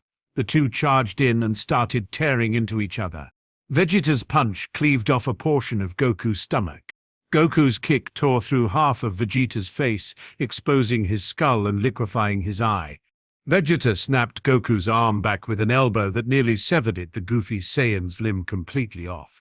It was only hanging on by a single strip of flesh. However, due to becoming immortals, their ability to regenerate was off the charts. It was almost on the same level as a Namekian. However, whereas a Namekian can survive having his head cut off, the Saiyans could not. Their limbs, bones, muscles, and flesh all repaired itself quickly while their powers continued to soar. With healing spells and Goku's ability to absorb the ambient energy of the universe to repair his wounds, the fight looked like it would never stop. It only became more and more brutal and bloody the longer it continued. Before they knew it, 3 years had passed inside the timeless training grounds. Their powers were still soaring like crazy, and it was becoming clear the fight would never end unless one of them decided to go for the kill. Just as their attacks were about to connect, they were interrupted by a sudden explosion of lightning in which the likes they've only seen when Kiba ascended to a higher form of godhood. On the horizon, spiraling bolts of jade-colored lightning shot down at the ground. Each bolt was shaped in the appearance of Eastern dragons, and the force was so intense that it caused Goku and Vegeta to stop their fight. 100 bolts later, a terrifying jade-green energy shot into the sky. The realm quaked and shivered as the body of Broly rose higher and higher into it. Now this is what immortal ki is supposed to feel like in a Saiyan. Whis grinned as he saw the newest Saiyan rise to power. His fur was a lustrous jade-green color that glowed brightly. His hair was in his Super Saiyan state, and his eyes looked like glowing neon emeralds with a pitch-black pupil in their centers. The hell is that form? It's nothing like the dark green color of TSSG green. Vegeta crossed his arms. This power is incredible. It's actually stronger than us right now. Goku's eyes sparkled. Dibs! Vegeta flew off. Goku's shoulders dropped as he cried out, "Oh, come on! I trained him." "Exactly, you've fought him plenty enough already," Vegeta shouted back. Broly was staring at himself in awe. He couldn't believe the sheer power overflowing from his ki center. It wasn't stopping and continued to rise rapidly at a rate Goku and Vegeta would grow to feel a bit jealous over. "I think I get it," Krillin spoke up. Whis lifted a brow. "Ooh, please enlighten us. I'm curious as to what you think." Well, destruction energy is so powerful because it's a fundamental law of our universe, but what if Ki could take on other properties from different laws?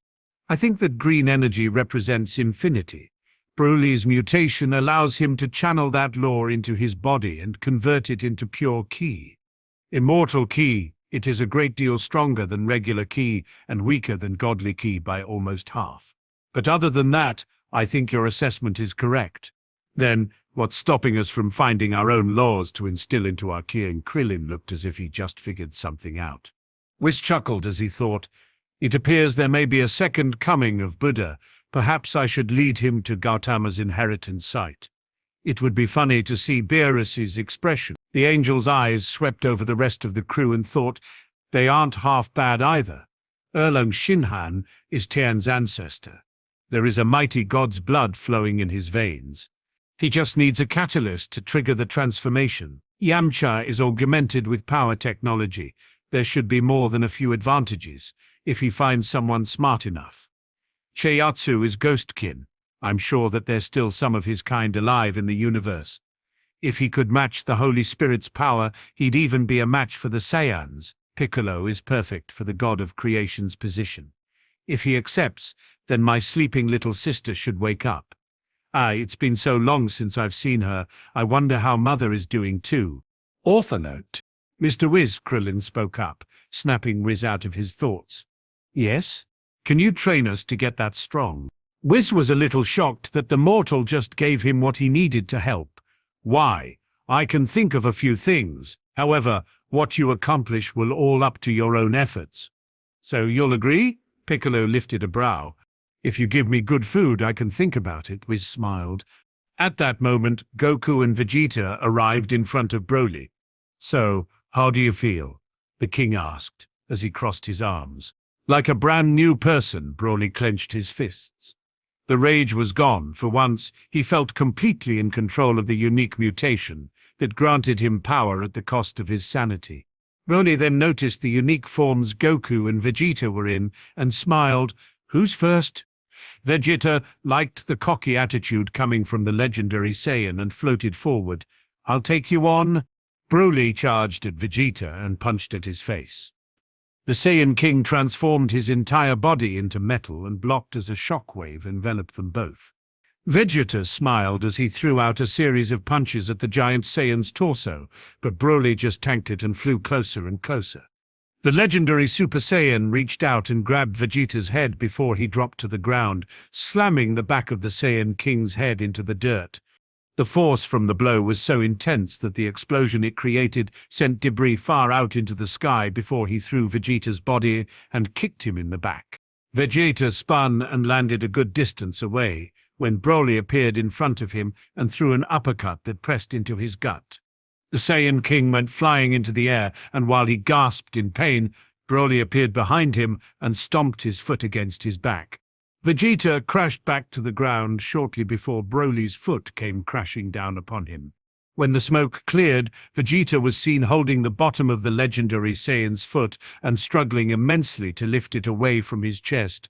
Sensei Kakarot, you should join in. I don't feel like I'll lose to anyone right now, Broly showed a confident smile. Don't you dare, Kakarot. Vegeta started to push even harder. The Saiyan King didn't get his way. Goku appeared beside Broly and kicked at his waist. I don't need your help, Vegeta shouted as he noticed Goku's full power kick did nothing to him. I need yours. Ah, Goku shouted before Broly grabbed his head and slammed it into the ground and dragged him across the ground.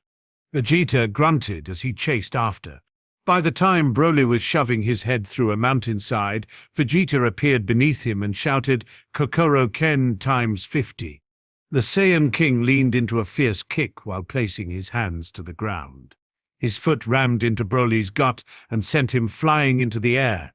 Goku appeared behind Broly with a bright red aura around him as he slammed Broly back to the ground with an overhead smash. Stop helping and wait your damn turn, Vegeta shouted as he charged up towards the legendary Super Saiyan. He tried to punch Broly in the face, but was met with the giant Saiyan kicking him in the gut before grabbing his leg and proceeded to use Vegeta like a hammer as he wailed on Goku. You son of a bitch! Vegeta yelled as he powered up to times 100 and broke free. He forced himself upright and started punching repeatedly at Broly's chest. In response, the legendary Saiyan grabbed Vegeta's hand and crushed it before headbutting him back to the ground.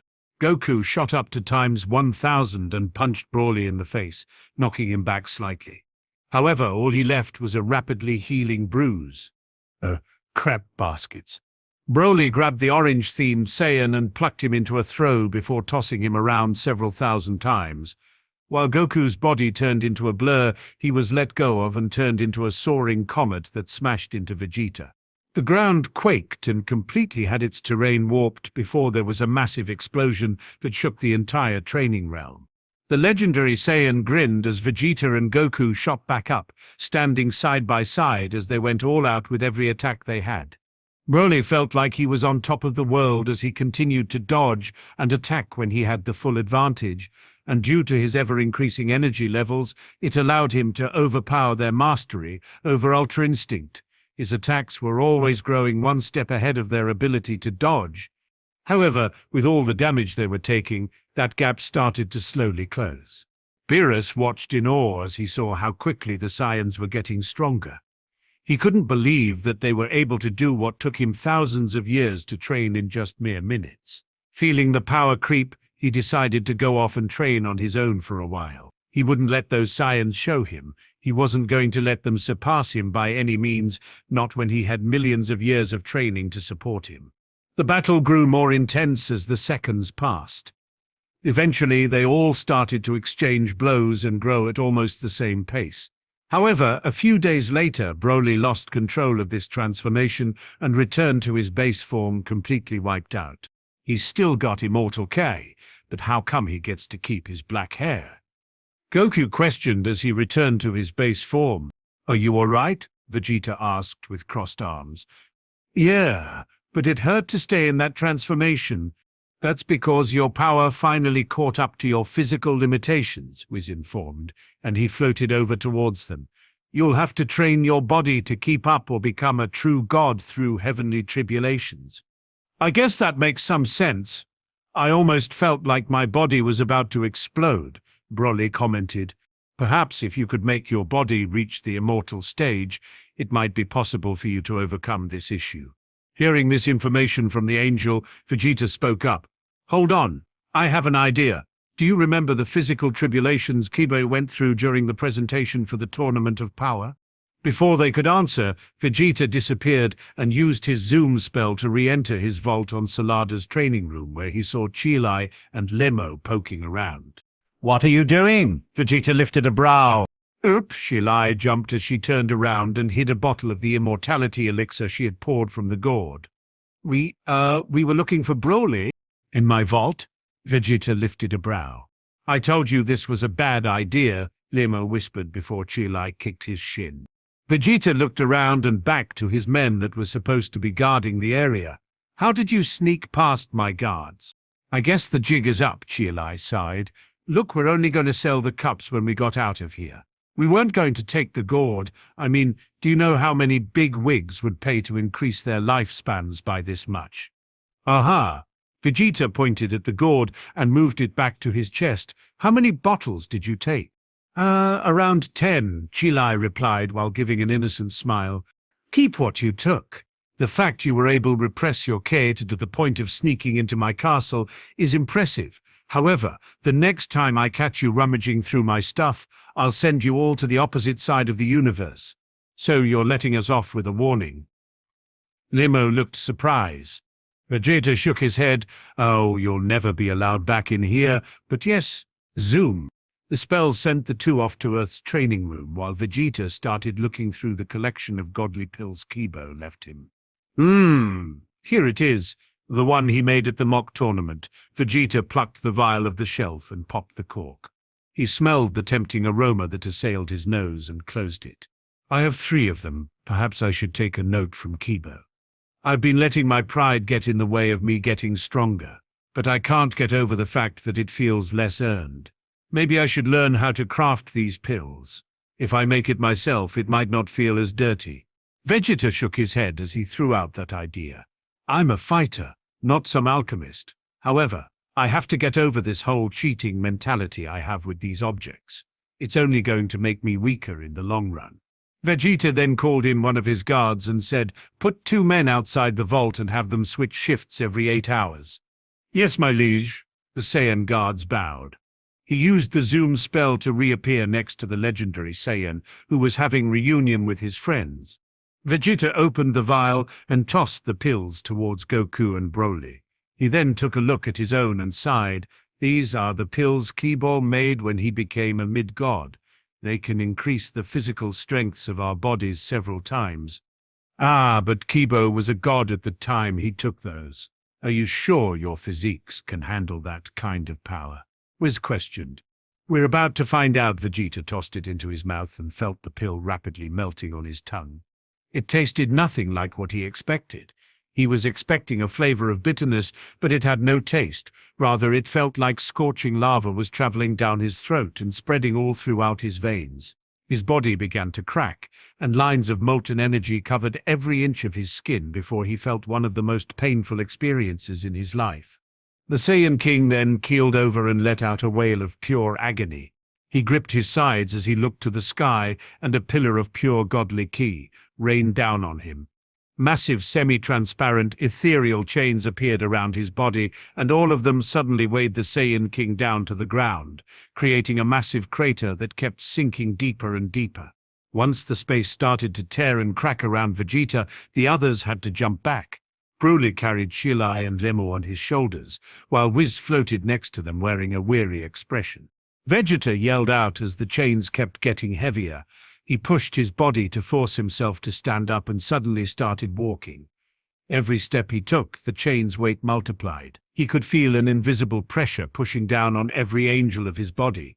His skin started to blister from the rapid increase of his internal heat, and his head felt like it was going to explode. Vegeta smirked through the pain and started to feel his body rapidly growing more durable by the second. His muscles became metallic as he grinned like a madman and started to run. Loud clanging noise echoed out behind him as the chains wrapped around his body became completely visible before they tightened and restrained his movements. Vegeta laughed. "Nothing can chain me down. Not even the laws of this universe." He ran even faster. "I'm not the same as him. I'll shatter them all at the same time." The chains clacked as they started to show signs of strain. As he took another step forward, his feet continued to sink deeper, and his body started to glow. Powering up into Trinity Instinct, the chains quivered, and he rushed forward with all his might. Kukuro Ken times 1,000.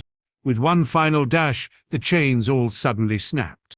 He laughed seconds before a light appeared above him. An ancient-looking stone door with a depiction of Faceless, a humanoid body etched into it, appeared and opened up. Waves of energy began to surge down on Vegeta and enveloped his entire body. The Saiyan King let out a shout of pain as he felt every cell in his body breaking down. They were destroyed, reborn, and reconstructed in a matter of minutes. "Is he all right?" Goku asked as looked to the angel. "He's better than all right. Immortal body, immortal soul. He has found true balance between the two," Whis informed with a smirk. The light faded as Vegeta held his hands out and looked at them. "Hey, your hair is back to normal," Goku shouted with a cheerful expression. "I see, so the constant state of Super Saiyan God is because your soul is too powerful and your body's needed to compensate, thus locking you in Super Saiyan God. Now that Vegeta has an immortal body and soul, everything should be normal again." Whis inspected the Saiyan King with a curious expression. "He doesn't feel any stronger," Broly commented. "Oh, but he is. The whole purpose of Ki is to enhance the physical powers of the body. It only makes sense that stronger body provides a stronger boost." Whis chuckled. "Ooh, I get it," Goku chuckled as he looked at his pill. "Are you going to eat that?" Shilai looked at him like he was crazy. "Yep," Goku swallowed the pill before going through a similar experience. When he finally succeeded, he too underwent a rebirth. His physique now countless times stronger than before, his hair color returned to normal, and his expression was one of pure joy. Next up was Broly. He got ready to undergo his physical tribulation and put his friends down before getting some distance. The tribulation was just as if not fiercer than the other twos. However, Broly's ability allowed him to easily break the chains and undergo his immortal tribulation. Whis was standing nearby as the doors opened and flooded Broly in a pillar of golden light. As basked in the energy with a serene smile on his face, the angel couldn't help but say, "How interesting, just his visit alone created." No, it reinforced and elevated the laws of physique to such a profound level. I wonder what other changes that foreign god's influence has brought to our universe. Broly looked at his hands in surprise as he clenched his fists and grinned. "So, how do you feel?" Goku asked. Broly powered up into his legendary Jade transformation, no stress at all. "I'm going to go make a wish," Vegeta commented as he flew off. "What does he mean by that?" Limo asked. "Beats me," Chilai shrugged her shoulders. "Oh, you're going to get a kick out of this." Goku looked to Broly and said, "Follow me." The group left the training room and went to planet Saladas. Once they caught up with Vegeta, Goku floated next to him and asked, "What are you going to wish for?" "A tree that can produce the same results as the one Kibo gave you, but for the physique. Our fighters could use the power up." "Ooh, cool," Goku chuckled. "Seriously, what's going on?" Chilai shouted. Vegeta took them to a special location he buried beneath the earth several million miles away from the entrance. He picked up a chest and opened before placing the Salada's Dragon Balls on the ground. "Arise, Ryujin." The skies darkened around them, and the monkey dragon appeared in a flash of light. "You have summoned the great Ryujin. I shall grant your 3 wishes. Cargo said he made it stronger, but it lost 2 wishes. Well then, let's see by how much. I wish for a tree that can aid those that meditate under it, achieve and aid them through immortal physique tribulations. You should model it off of the tree made by the mid-god Kibo. I cannot grant that wish. It is beyond my power. However, with great enough sacrifice, I can grant such a wish." "I'll be right back." Vegeta used his zoom spell to go to the jade tree and chopped off a branch that quickly regenerated. When he returned, he held it up and said, "Will this be sufficient?" "You wish shall be granted." The dragon's eye glowed as the branch faded and a blood-red seed appeared in front of Vegeta. He smirked and thought about the remaining wishes. "Create a homunculus in the shape of a blue bipedal cat, similar to Korin. Make him a proficient master in immortal and god-tier alchemy, and grant him a tower to reside on at this location. The tower should have several layers of gardens attached to it at varying levels and a comfortable house at the top of the structure. The house should have everything the homunculus needs to perform its art. Make the pillar it's built on several million miles high and as durable as you can. The gardens should have a radius of 120 yards and should have regenerative soil on it that can grow any kind of plant. It shall be done." The tower was built in front of them and soared high into the sky. They couldn't even see the top. "Whoa, Korin's tower seems small now," Goku chuckled. "For my 3rd wish, fill the gardens up with herbs and plants that can be used for the alchemy the homunculus knows of." The wish was granted once more and region faded. Vegeta swiped his finger and placed them back in the chest before flying to the top of the tower. Chilai was slack-jawed as she looked at Lemo. "Think we can steal that?" "Don't even try." "Cool dragon," Broly smiled. Vegeta landed at the house where a fuzzy blue cat that looked like Korin bowed. "Greetings, master. Your name shall be Agita. Your job is to create alchemy products that are beneficial for training gods and martial artists. Feel free to make a variety of your own concoctions as well. Things like healing goods, purification, and anything else you can think of. I shall do as you say. If anyone climbs the tower in search of knowledge, you are to teach them alchemy." "Understood." Agita nodded his head as he stood back up. "So what now?" Goku asked as he landed beside them. "Now we plant this at the entrance of training grounds." "Cute cat." Broly looked like he wanted to pet Agita. "Can we please stop jumping around from place to place?" Chilai complained. Sure, just a couple more times." Vegeta grinned as placed the Dragon Balls in another room and teleported to a large empty space near the entrance and planted the seed. They all watched as a blood-red tree with pink-colored leaves grew to the height of 20 feet in almost an instant. Vegeta grinned as he looked at Goku and said, "Now we can increase our mortal level even more. get those that have completed their soul tribulations to undergo their physical tribulations. Their training resumed with the Z fighters, all undergoing a tribulation at a much slower pace. However, the trade-off was that they only broke one chain at a time, so the pain and effort caused much less strain and damage to their bodies. Eventually, they all managed to achieve balance and obtained an immortal body and immortal soul. Kaichi was the most glad to have her hair color back to normal. Everyone else was just stoked about the massive increase in power.